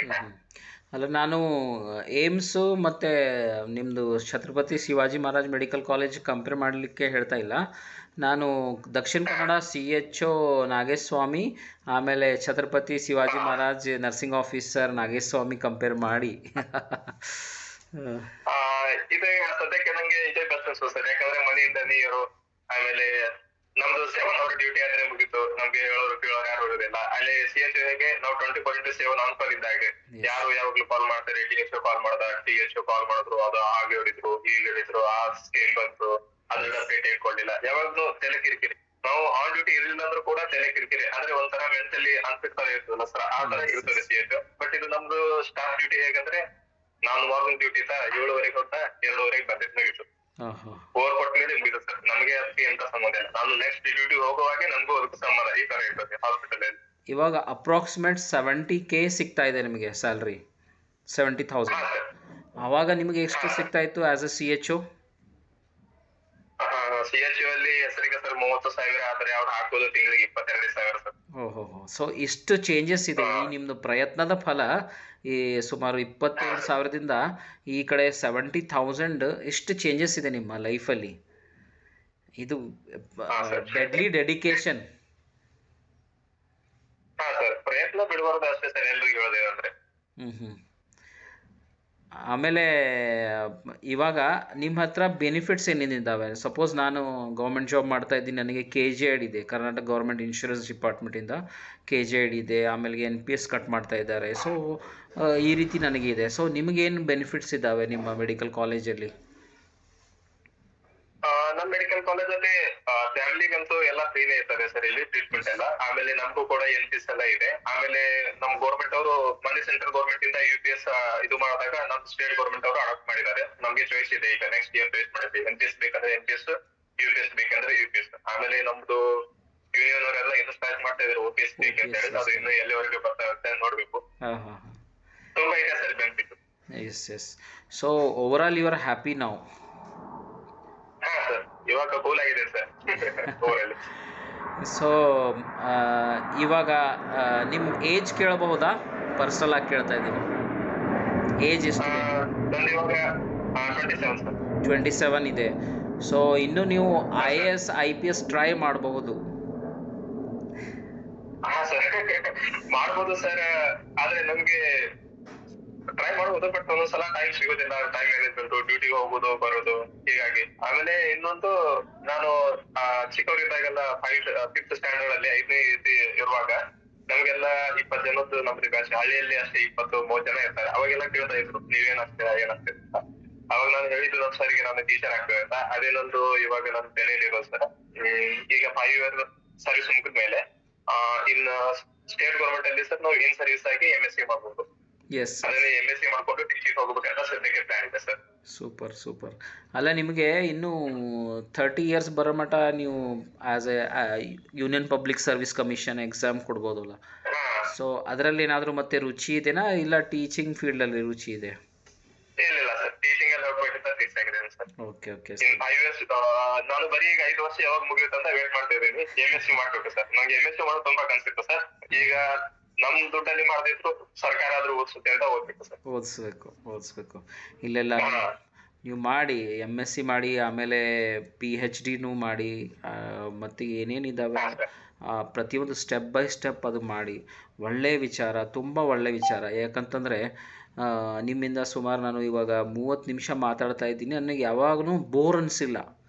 ಇನ್ನೂ ಏನು ಹೇಳ್ತಾರೋ, ಹಾ, ಇದಾದಮೇಲೆ ಮತ್ತಿನ್ನೇನು ಹೇಳ್ತಾರೋ ಅನ್ನೋಂಥ ರೀತಿಯಲ್ಲಿ ನಾನು ಕಾನ್ಸಂಟ್ರೇಟ್ ಮಾಡಿಕೊಡ್ತಾ ಇದ್ದೀನಿ. ಯಾಕಂತಂದರೆ ನಾನು ಒಬ್ಬ CHO ಇದ್ದೆ ಮೊದಲು. ಆಮೇಲೆ ನನಗೂ ಸುಮಾರು ಸಲ ಜಾಬ್ ಬಂದು, ಬಟ್ ನಾನು ತೊಗೊಳ್ಳಿಲ್ಲ. ಏನೋ ಫ್ಯಾಮ್ಲಿ ಅಂತ ಹೇಳಿಬಿಟ್ಟು ನನ್ನ ಹೋಮ್ ಟೌನಿಗೆ ಬಂದುಬಿಟ್ಟೆ. ಮೊದಲು ನಾನು ಹೈದರಾಬಾದಲ್ಲಿದ್ದೆ, ಆಮೇಲೆ ಈ ಕಡೆ ಬಂದುಬಿಟ್ಟೆ. ಬಟ್ ಯಾವಾಗ ಈ ಗೌರ್ಮೆಂಟ್ ಜಾಬ್ ಬಂತು ನಾನು ತೊಗೊಂಡೆ. ಸೊ ಆ ಪೇಯ್ನ್ ನನಗೆ ಗೊತ್ತು. ಸೊ ಸಿಮಿಲರ್ ಇದೆ, ಬಟ್ ನಿಮ್ಮ ಸ್ಟ್ರಗಲ್ ನನಗಿಂತ ಒಂದು 100% ಹೆಚ್ಚಿಗಿದೆ ಅನ್ಬೋದು. Thank you sir. ಯಾಕಂತಂದರೆ 22 ಸಲ, ನಾನಾದರೆ 7 ಸಲ ಮಾಡಿ 8ನೇ ಸಲ ನನಗೆ ಈ ಗೌರ್ಮೆಂಟ್ ಜಾಬ್ ಬಂತು. ನಾನು ಬಿಟ್ಬಿಟ್ಟೆ, ಇವಾಗ ಮಾಡ್ತಾ ಇದ್ದೀನಿ ಗೌರ್ಮೆಂಟ್ ಜಾಬ್. ಬಟ್ ನೀವು 21 ಸಲ ಸೋತರೂ ಸಹ 22ನೇ ಸಲ ನೀವು ಜಾಬ್ ಮಾಡ್ತಾ ಇದ್ದೀರಾ. ನಿಮಗೆ ಒಂದು ಸಲಾಮ್ ಹೇಳ್ಬೇಕು ನಾನು. ಯಾಕಂತಂದರೆ ಆ ಡಿಮೋಟಿವೇಶನ್ ನಿಮ್ಮ ಹತ್ರ ಇಲ್ಲ, ಮಾಡಲೇಬೇಕು. ಹಾ ಸರ್, ಆಮೇಲೆ ನಾನು ಯಾರ ನೆಗೆಟಿವ್ ಮಾತಾಡ್ತಾ ಇದ್ರು ಸರ್ ಅವ್ರ ಜೊತೆ ನಾನು ಕಾಂಟ್ಯಾಕ್ಟ್ ಅಲ್ಲಿ ಇರ್ತಾ ಇರ್ಲಿಲ್ಲ ಜಾಸ್ತಿ. ಓ ಸೂಪರ್. ಹಾ, ಅದೇ ನನ್ನ ಗುರಿ ಇದೆ, ನಾನು ಗುರಿ ಅದು ಮುಟ್ಲೇಬೇಕು. ಯಾರಾದರೂ ಇದ್ರ ಬಗ್ಗೆ ನೆಗೆಟಿವ್ ಆಗಿ ಹೇಳಿದರೆ ಆಯ್ತಪ್ಪ ನಮಸ್ಕಾರ ಹಾ. ಅಂತ ಹೇಳ್ಬಿಟ್ಟು. ನಮ್ಮ ಫ್ರೆಂಡ್ಸ್ಗೆಲ್ಲ ಅಷ್ಟೇ ಹೇಳೋದು ಸರ್, ನಾವು ಹಾರ್ಡ್ ವರ್ಕ್ ಮಾಡೋಣ, ನಮ್ಗೆ ಸಕ್ಸಸ್ ಸಿಗುತ್ತೆ. ಒಂದ್ 6 ಮಂತ್ ಈಚೆ, ಒಂದ್ 6 ಮಂತ್ ಆಚೆ. ಈಚೆ ಆಚೆ ಆಗ್ಬೋದು ಸರ್, ಡೆಫಿನೆಟ್ ಆಗಿ ಸಿಗ್ತದೆ ಅಂತ ಹೇಳ್ತಾ ಇದೆ. ಎಸ್. ಮತ್ತೆ ಎಲ್ರಿಗೂ ಸಿಗ್ತಾ ಇದೆ ಸರ್. ಈಗ ನಮ್ಮ ಫ್ರೆಂಡ್ಸ್ ಎಲ್ಲ ಒಳ್ಳೆ ಜಾಬ್ ಅಲ್ಲಿ ಹೋಗ್ತಾ ಇದ್ದಾರೆ. ಏಮ್ಸ್ ಅಲ್ಲಿ ಮುಂದೆ 2-3 ಜನ ಇದ್ದಾರೆ. ಆಮೇಲೆ ಈ ಕಡೆ ರಾಜಸ್ಥಾನದಿಂದ ಫ್ರೆಂಡ್ ಎಲ್ಲ ಇದ್ರು ಸರ್, ಅವರು ಕೂಡ ಎಲ್ಲ ಕಡೆ ಅವರು ಕೂಡ ಸೆಲೆಕ್ಷನ್ ಆಗಿದ್ದಾರೆ. ಈ ಕಡೆಯಿಂದ ಕೂಡ ಸೆಲೆಕ್ಷನ್ ಆಗ್ತಾ ಇದ್ದಾರೆ, ಕೆಲವೊಬ್ರು ಓದ್ತಾ ಇದ್ದಾರೆ ಸರ್. ಸೊ ಎಲ್ಲರೂ ಕಾಂಟ್ಯಾಕ್ಟಲ್ಲಿ ಇದ್ದಾರೆ ನಿಮ್ಮ ಫ್ರೆಂಡ್ಸು? ಹಾ ಸರ್, ನಾವು ಡೈಲಿ 2-3 ದಿವಸದಲ್ಲಿ ಒಂದಾದ್ರೂ ಕಾಲ್ ನಾನಾದ್ರೂ ಮಾಡಿರ್ತೇವೆ, ಇಲ್ಲಾಂದ್ರೆ ಅವರಾದ್ರೂ ಮಾಡಿರ್ತಾರೆ ಸರ್. ಗುಡ್. ಆಮೇಲೆ ನೀವು ಸ್ಟಾರ್ಟಿಂಗಲ್ಲಿ 4 ಮೆಂಬರ್ಸ್ ಏನು ಹೇಳಿದ್ರಲ್ಲ, ನಾನು ನೋಟ್ ಮಾಡ್ಕೊಂಡಿದ್ದೆ ಇದು.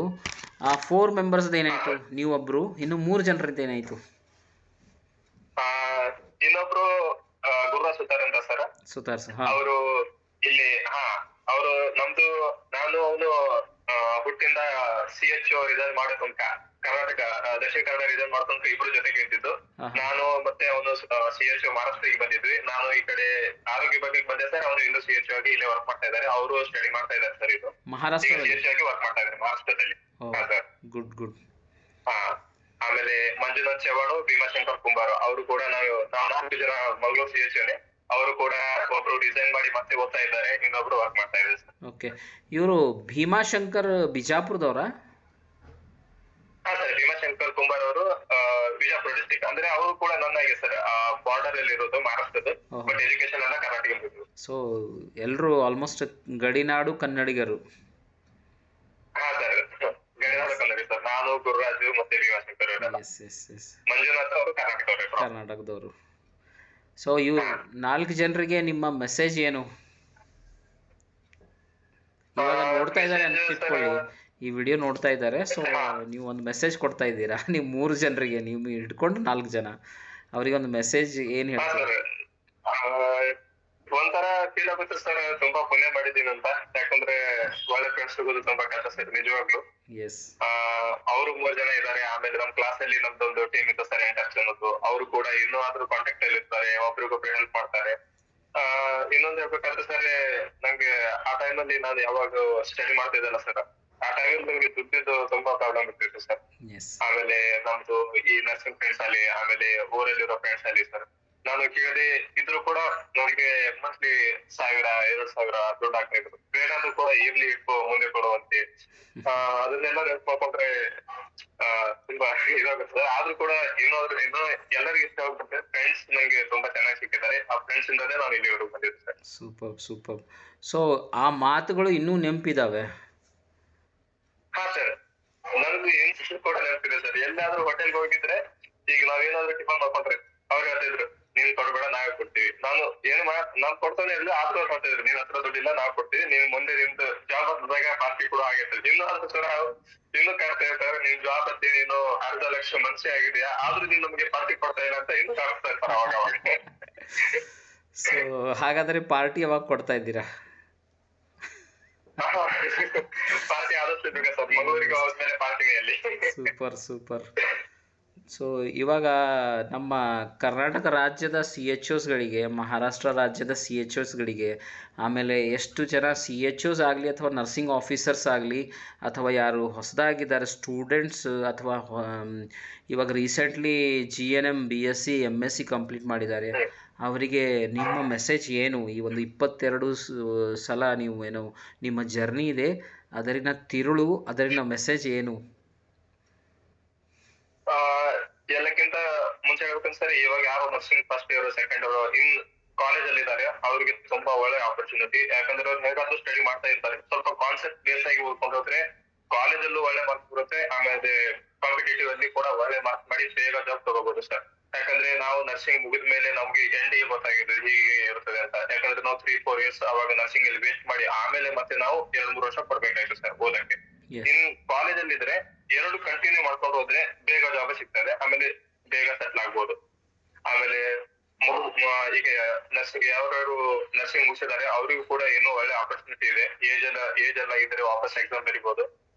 ಎಷ್ಟಕ್ಕೆ ನಾನೇನಂದ್ರೆ ಸರ್, ಏಜ್ ನೀವು ಸ್ಟಡಿ ಮಾಡ್ತಿರೋ ಸ್ವಲ್ಪ ಮಾಡ್ಕೊಂಡಿರಿ, ನಿಮ್ಗೆ ಕೊನೆಗೂ ಫೀಲ್ ಆಗ್ಬಾರ್ದು ನಾನು ಟ್ರೈ ಮಾಡ್ಲೇ ಇಲ್ಲ ಅಂತ ನಿಮ್ಗೆ ಫೀಲ್ ಆಗ್ಬಾರ್ದು. ನೀವು ಟ್ರೈ ಮಾಡ್ತಾ ಇರಿ, ಎಲ್ಲಿವರೆಗೂ ಟ್ರೈ ಮಾಡ್ತಿರೋ ನಿಮ್ ಏಜ್ ಇರೋ ತನಕ ಆದ್ರೂ ಟ್ರೈ ಮಾಡಿ. ಇಲ್ಲಾಂದ್ರೆ ಆಮೇಲೆ ಏಜ್ ಮುಗಿದ್ಬಿಲ್ಲ ಅನ್ಸುತ್ತೆ, ನಾನು ಒಂದ್ಸಲ ಟ್ರೈ ಮಾಡಿದ್ರೆ ಅಂತೂ ಆಗ್ತಿತ್ತೇನೋ ಅಂತ ಈ ವಿಚಾರದಲ್ಲಿ ಇರಬೇಡಿ. ಟ್ರೈ ಮಾಡಿ, ಆಗ್ಲಿಲ್ಲ ಅಂದ್ರೆ ಬಿಡಿ, ಬಟ್ ಟ್ರೈ ಮಾಡ್ಕೋತೀವಿ ಅಂತ ಎಷ್ಟು ಹೇಳೋದು ಸರ್. ಪ್ರಯತ್ನ ಮಾಡಿದ್ರೆ ಫಲ ಸಿಗುತ್ತೆ. Super super. ಸೊ ನೀವೇನಾದರೂ ಇವಾಗ ನೀವಂದ್ರಿ as a teacher I want to ಅಂತ ಡ್ರೀಮ್ ಇತ್ತು IAS ಆಫೀಸರ್ ಅಂದ್ರಿ, ಆಮೇಲೆ after 5 years you will go for MSc nursing in service ಹೋಗ್ತಾ ಇದ್ರಿ, ವೆರಿ ಗುಡ್. ಸೊ ಈ ಮಧ್ಯದಲ್ಲಿ ಮತ್ತೇನಾದರೂ ಟೀಚಿಂಗ್ ಮಾಡ್ತಾ ಇದ್ದೀರಾ? ಇವಾಗ ಮಾಡ್ತಾ ಇದ್ದೀರಾ ಆ್ಯಸ್ ಜಸ್ಟ್ ಲೈಕ್ KN ನಮ್ಮ ಧನಂಜಯ ಪಾಟೀಲ್ ಮಾಡ್ತಾ ಇರ್ತಾರೆ, ಸೊ ನೀವೇನಾದರೂ ಮಾಡ್ತಾ ಇದ್ದೀರಾ? KNO ಅಕಾಡೆಮಿಯಲ್ಲಿ ಸರ್ ಡೈಲಿ ಒಂದು ಫೀಸ್ ಬರುತ್ತೆ. ಐ ಥಿಂಕ್ ಇವಾಗ ಅದು 5ರಿಂದ ಮಿನಿಮಮ್ 5,000, ಮ್ಯಾಕ್ಸಿಮಮ್ 6,000 ಹೇಳಿ ಸರ್. 6,000 ತನಕ ಪ್ರೀವಿಯಸ್ ಎಕ್ಸಾಮ್ ಕ್ವಶನ್ಸ್ ಏನಿದೆ ನೋಡಿ ಸರ್, ಎಲ್ಲ ನಾನು ಹುಡುಗಿರಿಗೆ ಹೆಲ್ಪ್ ಆಗಲಿ ಅಂತ ಡೈಲಿ ಫೀಸ್ ಮಾಡ್ತಾ ಇದ್ದೀನಿ ಸರ್. ಅದರಲ್ಲಿ ಒಂದು ದಿವಸ ಕೂಡ ಮಿಸ್ ಮಾಡಿದಿಲ್ಲ. ಬಹಳ ತುಂಬಾ ಸೀರಿಯಸ್ ಇದ್ದಾಗ ಮಾತ್ರ ಮಿಸ್ ಆಗುತ್ತೆ ಸರ್. ಇವಾಗ ನಾನು ಸ್ಟಾರ್ಟ್ ಮಾಡಿ ಐ ಥಿಂಕ್ ಇವತ್ತು ನಾನು ಕಮ್ಯುನಿಟಿ ಹೆಲ್ತ್ ನರ್ಸಿಂಗ್ ಮೇಲೆ PG ಬರ್ತಿದ್ದೆ 20 MCQ KNO ಅಕಾಡೆಮಿ ಇದೆ ಸರ್. ಆಮೇಲೆ ನಮ್ದು ಒಂದು ಚಿಕ್ಕ ಗ್ರೂಪ್ ಇದೆ, ನಾನು ಮತ್ತೆ ಚಂದ್ರಕಾಂತ್ ಕಡೆ ಅಂತ ನಾವು ಇಬ್ರು ಮಾತಾಡೋರು, ಒಬ್ರು ಜೊತೆಗೆ ಸೇರಿ ಸುಮ್ನೆ ಒಂದು ಗ್ರೂಪ್ ತೆಗೆದು ಮಹಾ ನರ್ಸಿಂಗ್ ಅಂತ ಹೇಳಿ ಅದರಲ್ಲಿ ನಾವು ಡೈಲಿ ಕ್ವಿಜ್ ಅಟೆಂಡ್ ಮಾಡ್ತಿದ್ರು. ಅದನ್ನೇ ನಮ್ದು ಧನಂಜಯ ಪಾಟೀಲ್ ಸರ್ ಇದರಲ್ಲಿನೇ ಮಾಡೋದು. ನಾವು ಎಲ್ಲರ ಜೊತೆಗೆ ಸೇರಿ ಸರ್ ಡೈಲಿ 20 ಕ್ವಶನ್ಸ್ ಇದು ರೆಡಿ ಮಾಡ್ತೀವಿ ಎಲ್ಲರಿಗೆ ಹೆಲ್ಪ್ ಆಗಲಿ ಅಂತ ಹೇಳಿ. ಇವಾಗ ನಾವು 253 256 ತನಕ ಬಂದಿದ್ದೀವಿ ಸರ್. ಅಂದ್ರೆ ಮಿನಿಮಮ್ ಒಂದ್ 5,200-300 ತನಕ only previous years question sir. ಅಂದ್ರೆ PYQ ಈಗ ಯಾವ್ದು ಎಕ್ಸಾಮ್ ಇಲ್ಲಿ ಕೇಳಿದಾರೆ ಅದನ್ನೇ ಮಾತ್ರ ನಾವು ಪ್ರಾಕ್ಟೀಸ್ ಮಾಡ್ಬೋದು. ಇವಾಗ ಸುಮ್ನೆ ಖಾಲಿ ಸಿಕ್ಕಿದ್ರೆ ತುಂಬಾ ಕ್ವಶನ್ ಸಿಗುತ್ತೆ, ಬಟ್ ಇವ್ರು ರಿಪೀಟ್ ಆಗೋ ಚಾನ್ಸಸ್ ತುಂಬಾ ಇರ್ತದೆ ಸರ್. ಆಮೇಲೆ ಇನ್ನೊಂದು ಪ್ರೀವಿಯಸ್ ಇಯರ್ ಕ್ವಶನ್ ಪೇಪರ್ ಎಷ್ಟು ಇಂಪಾರ್ಟೆಂಟ್ ಅಲ್ಲ ಸರ್, ತುಂಬಾ ಇಂಪಾರ್ಟೆಂಟ್. ನಾನು ನಾಸೆಟ್ 5 ಅಲ್ಲಿ ಹೇಳಿದೆ ನಿಮ್ಗೆ ಜಸ್ಟ್ ಮಿಸ್ ಅಂತ, ನನಗೆ ಇನ್ನಾದ್ರೂ ನೆನಪಿದೆ ಸರ್. ನಾನು ಯಾರು ಅನ್ಕೊಳ್ಳಲ್ಲ, ನಾನು ಎಷ್ಟು 2-3 ಇಯರ್ ಇಂದ ಎಷ್ಟು ಸ್ಟಡಿ ಮಾಡ್ತಿದ್ದೀನಿ, ಒಂದು ಸಿಲ್ಲಿ ಕ್ವಶನ್ ರಾಂಗ್ ಮಾಡ್ಬರ್ತೀನಿ ಅಂತ ನನ್ಗೂ ಅನ್ಸಿರ್ಲಿಲ್ಲ ಸರ್. ನಾವು PYQ ಮಾಡದೇ ಇರೋಗೋಸ್ಕರ ನಂದು 2-3 ಮಾರ್ಕ್ಸ್ ಅದ್ರಲ್ಲಿ ಹೋಗಿದೆ ಸರ್.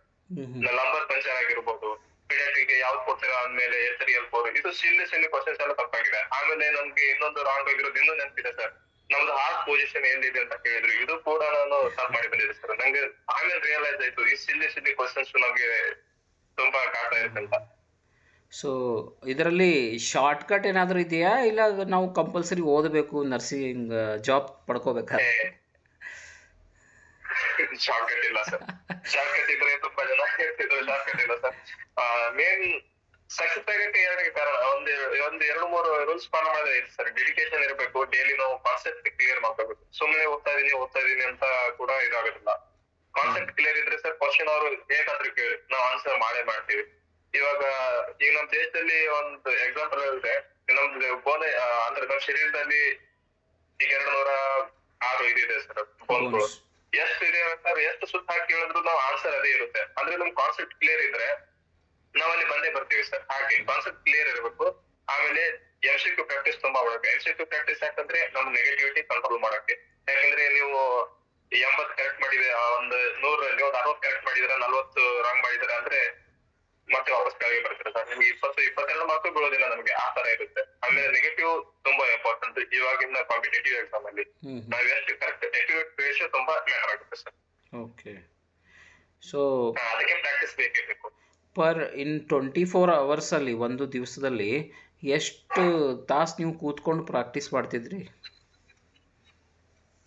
ನಾನು ಡೈಲಿ ಮಿನಿಮಮ್ 200 ಇದು ಕ್ವಶನ್ MCQ ಪ್ರಾಕ್ಟೀಸ್ ಮಾಡ್ತಾ ಇದ್ದೆ ಸರ್. ಅದು ನಮ್ಗೆ OMR ಎಲ್ಲ ಸೀಟ್ ಸಿಗುತ್ತಲ್ಲ, ಅದು ನಾನು ಪ್ರಿಂಟ್ ಮಾಡಿ ತಗೊಂಡಿದ್ದೆ. ಡೈಲಿ 200 ಕ್ವಶನ್ ಸಾಲ್ವ್ ಮಾಡ್ತಿದ್ದೆ, ನೋಡಿದೆ. ಆಮೇಲೆ ವಾಪಸ್ ನೆಗೆಟಿವ್ ಯಾವ ಇದೆ ಅಂತ ನೋಡ್ತಾ ಇದ್ದೆ. ಅಂದ್ರೆ ಈಗ 200 ಎಕ್ಸಾಮ್ ಅಟೆಂಡ್, 200 ಕ್ವಶನ್ ಅಟೆಂಪ್ಟ್ ಮಾಡೋದು, ಅದರಲ್ಲಿ ಒಂದು 160 70 ತನಕ ನಾನು ಅಟೆಂಪ್ಟ್ ಮಾಡುತ್ತಿದ್ದೆ. ನಂಗೆ ಬರದೇ ಇರೋ ಕ್ವಶನ್ ನಾನು ಈಸಿಲಿ ಬಿಟ್ಬಿಡ್ತಿದ್ದೆ, ತಲೆನೇ ಕೆಡಿಸ್ತಾ ಇರ್ಲಿಲ್ಲ ಅವಾಗ, ಇದು ಯಾಕೆ ಬರಿಲ್ಲ ಅಂತ. ಅದಾದ್ಮೇಲೆ ಎಷ್ಟು ರಾಂಗ್ ಇದೆ ಅದನ್ನ ನೋಡ್ತಾ ಇದ್ದೆ, ಅದೇ ಯಾಕೆ ರಾಂಗ್ ಆಗಿದೆ ಅಂತ ಸ್ವಲ್ಪ ಥಿಂಕ್ ಮಾಡ್ತಿದ್ದೆ. ಒಂದು ಸೆಪರೇಟ್ ನೋಟ್ ಬುಕ್ ಇದೆ ಸರ್, ಬರೀ ರಾಂಗ್ ಅನ್ನೇ ನಾನು ರಾಂಗ್ ಯಾಕೆ ಮಾಡಿದೆ, ಅದ್ರ ಆನ್ಸರ್ ಏನಂತ ಅದೊಂದು ಬರ್ತಾ ಇರ್ತಿದ್ದೆ. ಆ ತರದ್ದು ನನ್ನ ಹತ್ರ 3-4 ಬುಕ್ ಇದೆ ಸರ್. ರಾಂಗ್ ಯಾಕಾಯ್ತು, ಅದ್ರ ಸೊಲ್ಯೂಷನ್ ಏನು ಅಂತ ಈ ತರ ಬರ್ತಿರ್ತಿದ್ದೆ. ರೈಟ್ ಇದ್ದದ್ದು ನಾನು ತಲೆ ಕೆಡಿಸೋದಿಲ್ಲ, ರೈಟ್ ಇದ್ದದ್ದು ನಮ್ಗೆ ಕಾನ್ಸೆಪ್ಟ್ ಕ್ಲಿಯರ್ ಇದ್ದಾಗ ನಾನು ರೈಟ್ ಮಾಡಿರ್ತಿದ್ದೆ, ಅದನ್ನ ತಲೆ ಕೆಡಿಸ್ತಾ ಇರಲಿಲ್ಲ ಸರ್. ಪ್ರಾಕ್ಟೀಸ್ ನೆಗೆಟಿವಿಟಿ ಬಗ್ಗೆ ತುಂಬಾ ಸೊ ನೀವು ಮಹಾರಾಷ್ಟ್ರ ಎಕ್ಸಾಮ್ದಲ್ಲಿ ಕೂಡ ನೆಗೆಟಿವ್ ಮಾರ್ಕ್ಸ್ಗಳು ಇದ್ವಾ? ಇದು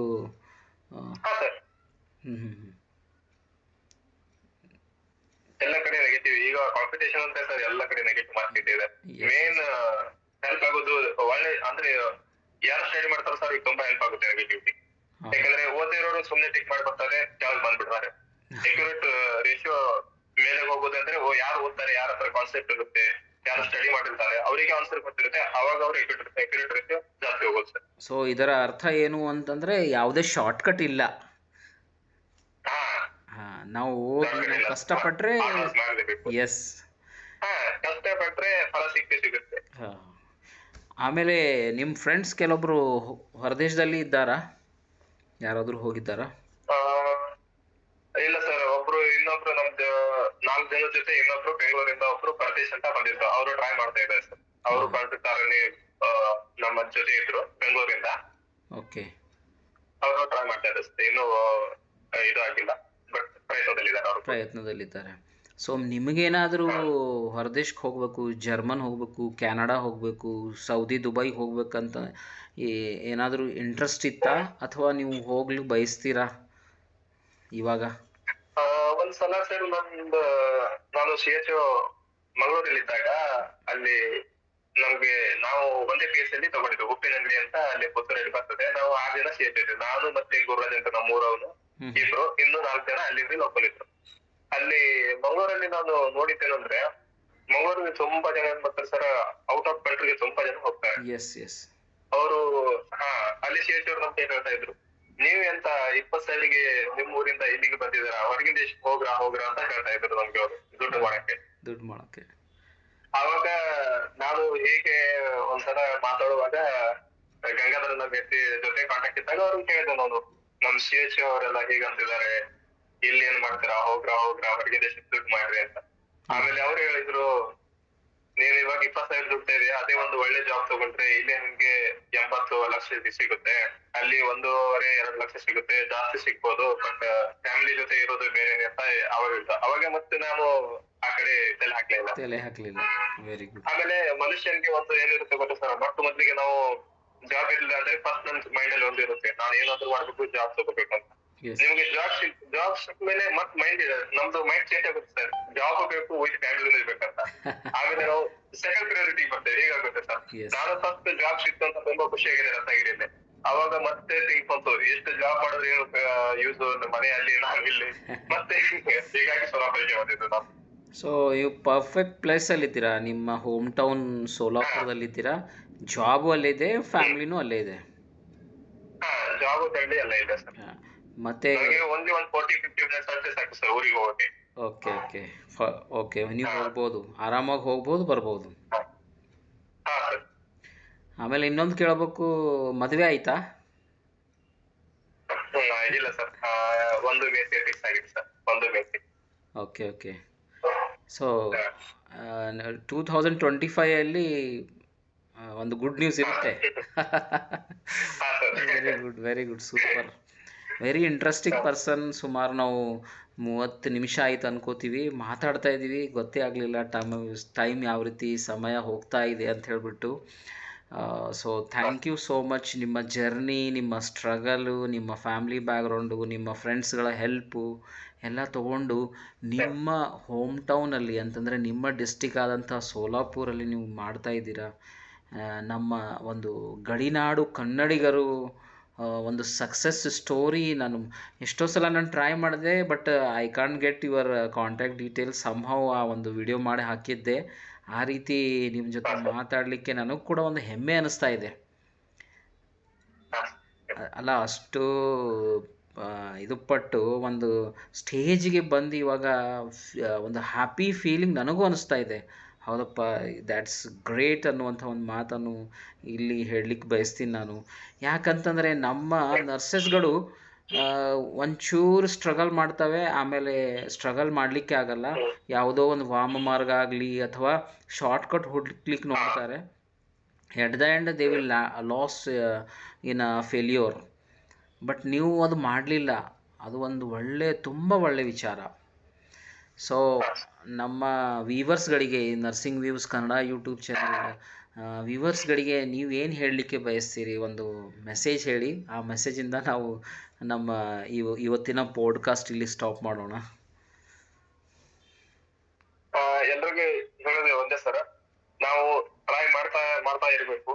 ಯಾಕಂದ್ರೆ ಇನ್ನೊಂದು ಇದಿದೆ ಸರ್, ರಾಜೇಶ್ ಸರ್ ಅವ್ರದ್ದೇ, ಅವರು ಇನ್ನೊಂದು ಹೇಳಿದ್ರು ಡೈಲಾಗು, ಅಂದ್ರೆ ನಮ್ದಿದು ಅದೊಂದು ಹೇಳ್ತೀನಿ, ಲಗಾತಾರ್ ಹೋ ರಹಿ ಅಸಫಲತೋ ಸೆ ನಿರಾಶ್ ನ ಹೋಯಿ. ಅಂದ್ರೆ ನಾವು ಯಾವಾಗ ಮರಳಿ ಪ್ರಯತ್ನ ಮಾಡ್ತಿರ್ತೀವಿ, ಅದಕ್ಕೆ ನಾವು ನಿರಾಶೆ ಆಗ್ಬಾರ್ದು. ಯಾಕಂದ್ರೆ ಯಾವಾಗ್ಲೂ ಕಭಿ ಕಬಾರ್ ಗುಚ್ಚೆಗೆ ಆಖರಿ ಚಾವಿ ಬಿ ತಾಲಾ ಹೊಂದೈತಿ. ಅದ್ರ ಕೊನೆಗೂ ಯಾವ್ದಾದ್ರು ಒಂದು ಚಾವಿ ನಮ್ದು ಕೀಯನ್ನು ಓಪನ್ ಮಾಡುತ್ತೆ. ಹೀಗೆ ನಾವು ಟ್ರೈ ಮಾಡ್ತಾ ಇರ್ಬೇಕು, ಪ್ರಯತ್ನ ಮಾಡ್ತಾ ಇರ್ಬೇಕು, ಫಲ ಕೊಡೋದೆಲ್ಲ ದೇವರು. ನಮ್ದು ಕೆಲಸ ಏನು, ಬರೀ ಪ್ರಯತ್ನ ಮಾಡೋದಷ್ಟೇ. Super super. ಆಮೇಲೆ ಇದು ನೀವು ಮರಾಠಿ ಮೀಡಿಯಮಾ ಅಥವಾ ಕನ್ನಡ ಮೀಡಿಯಮಾ? ಔಟ್ ಆಫ್ ಕ್ಯೂರಿಯಾಸಿಟಿ ಕೇಳ್ತಾ ಇದ್ದೀನಿ. ಒಂದು ಕನ್ನಡ ಮೀಡಿಯಂ ಸರ್, ಬಟ್ ಇನ್ನು ಮಹಾರಾಷ್ಟ್ರದಲ್ಲಿ ನನಗೂ ಮರಾಠಿ ಕಂಪಲ್ಸರಿ ಇದೆ. ವಿತ್ ಮರಾಠಿ ನಾನು ಸ್ಟಡಿ ಮಾಡೋದಕ್ಕೆ 4 ಲ್ಯಾಂಗ್ವೇಜ್ ಸರ್. ಒಂದು Kannada first language, second English, ಆಮೇಲೆ ಮರಾಠಿ, ಹಿಂದಿ, 4 ಲ್ಯಾಂಗ್ವೇಜ್ ಬರುತ್ತೆ ಸರ್. ಓಹೋ, ನಮ್ಮ ರೀತಿ ಇಲ್ಲ. ನಾವು ಇವಾಗ ಬೀದರ್ ಅಥವಾ ಬೆಳಗಾವಿಯಲ್ಲಿ ಮಾಡಿದರೆ ಒಂದು ಫಸ್ಟ್ ಲ್ಯಾಂಗ್ವೇಜ್ ಈ ರೀತಿ ಕನ್ನಡ ತೊಗೊಂಡು ನೆಕ್ಸ್ಟ್ ಮರಾಠಿ ತೊಗೋಬೋದು. ನಮ್ಮಲ್ಲಿ 2 ಸ್ಕೂಲ್ ಇದೆ ಸರ್, ಜಿಲ್ಲಾ ಪರಿಷತ್ ಅಂದ್ರೆ ಗೌರ್ಮೆಂಟ್ ಸ್ಕೂಲ್ 2 ಇದೆ, ಕನ್ನಡ ಮತ್ತು ಮರಾಠಿ. ಆಮೇಲೆ ನಮ್ಮಲ್ಲಿ ಊರ್ ಕಡೆ ಎಲ್ಲ ಮ್ಯಾಕ್ಸಿಮಮ್ ಕನ್ನಡಕ್ಕೆ ಹಾಕೋದು. ಯಾಕಂದ್ರೆ ಎರಡಲ್ಲಿ ಬೆನಿಫಿಟ್ ಆಗುತ್ತಲ್ಲ, ಕನ್ನಡನು ಕಲಿತಾರೆ ಮತ್ತೆ ಮರಾಠಿನೂ ಕಲಿತಾರೆ. ಮರಾಠಿ ಹಾಕಿದ್ರೆ ಅವರು ಮರಾಠಿ ಮಾತ್ರ ಕಲಿ. ಓಹೋ, ಸೊ ಇವನ್ ಕನ್ನಡ ಇದ್ರೆ ನಮ್ಮ ಕಡೆನೂ ಕರ್ನಾಟಕದಲ್ಲಿ ಜಾಬ್ ಪಡಿಬಹುದು ಆಸ್ ಎ ಗಡಿನಾಡು ಕನ್ನಡಿಗ. 1% ರಿಸರ್ವೇಶನ್ ಇದೆ ಅಂತ ಹೇಳ್ತಾರೆ ಸರ್, ಬಟ್ ನಮ್ದು ಅಷ್ಟು ಐಡಿಯಾ ಇದೆ. ಬಟ್ ನಾನು CS ಆಗಿ ವರ್ಕ್ ಮಾಡಿದ್ದೇನೆ, ಇದೆ ಸರ್ ಅಲ್ಲಿ ನಮ್ಗೆ ಕನ್ನಡದವರಿಗೆ ಕೊಡ್ತಾರೆ job. Yes yes sir, thank you so much. Next time ನಾವು ಮೀಟ್ ಆಗೋಣ ವೆರಿ ಸೂನ್. Thank you. ಆಮೇಲೆ ಈ ರೀತಿಯೇ ಏನು ನೀವು KNO ಅಕಾಡೆಮಿ ಮತ್ತು ಧನಂಜಯ್ ಪಾಟೀಲ್ ಸರ್ ಜೊತೆ ಕನೆಕ್ಟ್ ಆಗಿದ್ದೀರಾ, ದಯವಿಟ್ಟು ಎಲ್ರಿಗೂ ಹೆಲ್ಪ್ ಮಾಡಿ. ನಾನು ಒಂದು ಮಾತು ಹೇಳಲಿಕ್ಕೆ ಬಯಸ್ತೀನಿ. ಯಾಕಂತಂದರೆ ನಮ್ಮ ನರ್ಸಸ್ಗಳು, ಸ್ಪೆಷಲಿ ಕನ್ನಡಿಗರೇನಿದ್ದಾರೆ, ನರ್ಸಸ್ ಏನಿದ್ದಾರೆ, CHOಸ್ಗಳೇನಿದ್ದಾರೆ, ಅವರಿಗೆ ಯಾರಾದರೂ ಒಬ್ಬರು ಹ್ಯಾಂಡ್ ಹೋಲ್ಡಿಂಗ್ ಬೇಕು. ಇವಾಗ ನೀವು ಕೇರಳ ನರ್ಸಸ್ ನೋಡ್ರಿ, ಅಥವಾ ರಾಜಸ್ಥಾನ್ ನರ್ಸಸ್ ನೋಡ್ರಿ, ಇಲ್ಲ ಈ ಕಡೆ ಮಣಿಪುರ್ ನರ್ಸಸ್ ನೋಡ್ರಿ, ಅಥವಾ ಪಂಜಾಬ್ ನರ್ಸಸ್ ನೋಡ್ರಿ, ಅವರಿಗೆ ಒಂದು ಸೆಟ್ ಗೈಡ್ಲೈನ್ಸು, ಮೋಟಿವೇಶನ್ ಇದೆ. ಅವರು ನಮ್ಮ ಇಡೀ ಇಂಡಿಯಾದಲ್ಲಿ ಎಲ್ಲಿ ಹೋದರೂ ಸಹ ನೀವು ಕೇರಳ ನರ್ಸಸ್ ನೋಡಬಹುದು, ರಾಜಸ್ಥಾನಿ ನರ್ಸಸ್ ನೋಡಬಹುದು. ಬಟ್ ವೇರಾಸ್ ಕನ್ನಡಿಗರು ಅಂತಂದರೆ ಸ್ವಲ್ಪ ಹಿಂಜರಿವಿಕೆ ಇರುತ್ತೆ.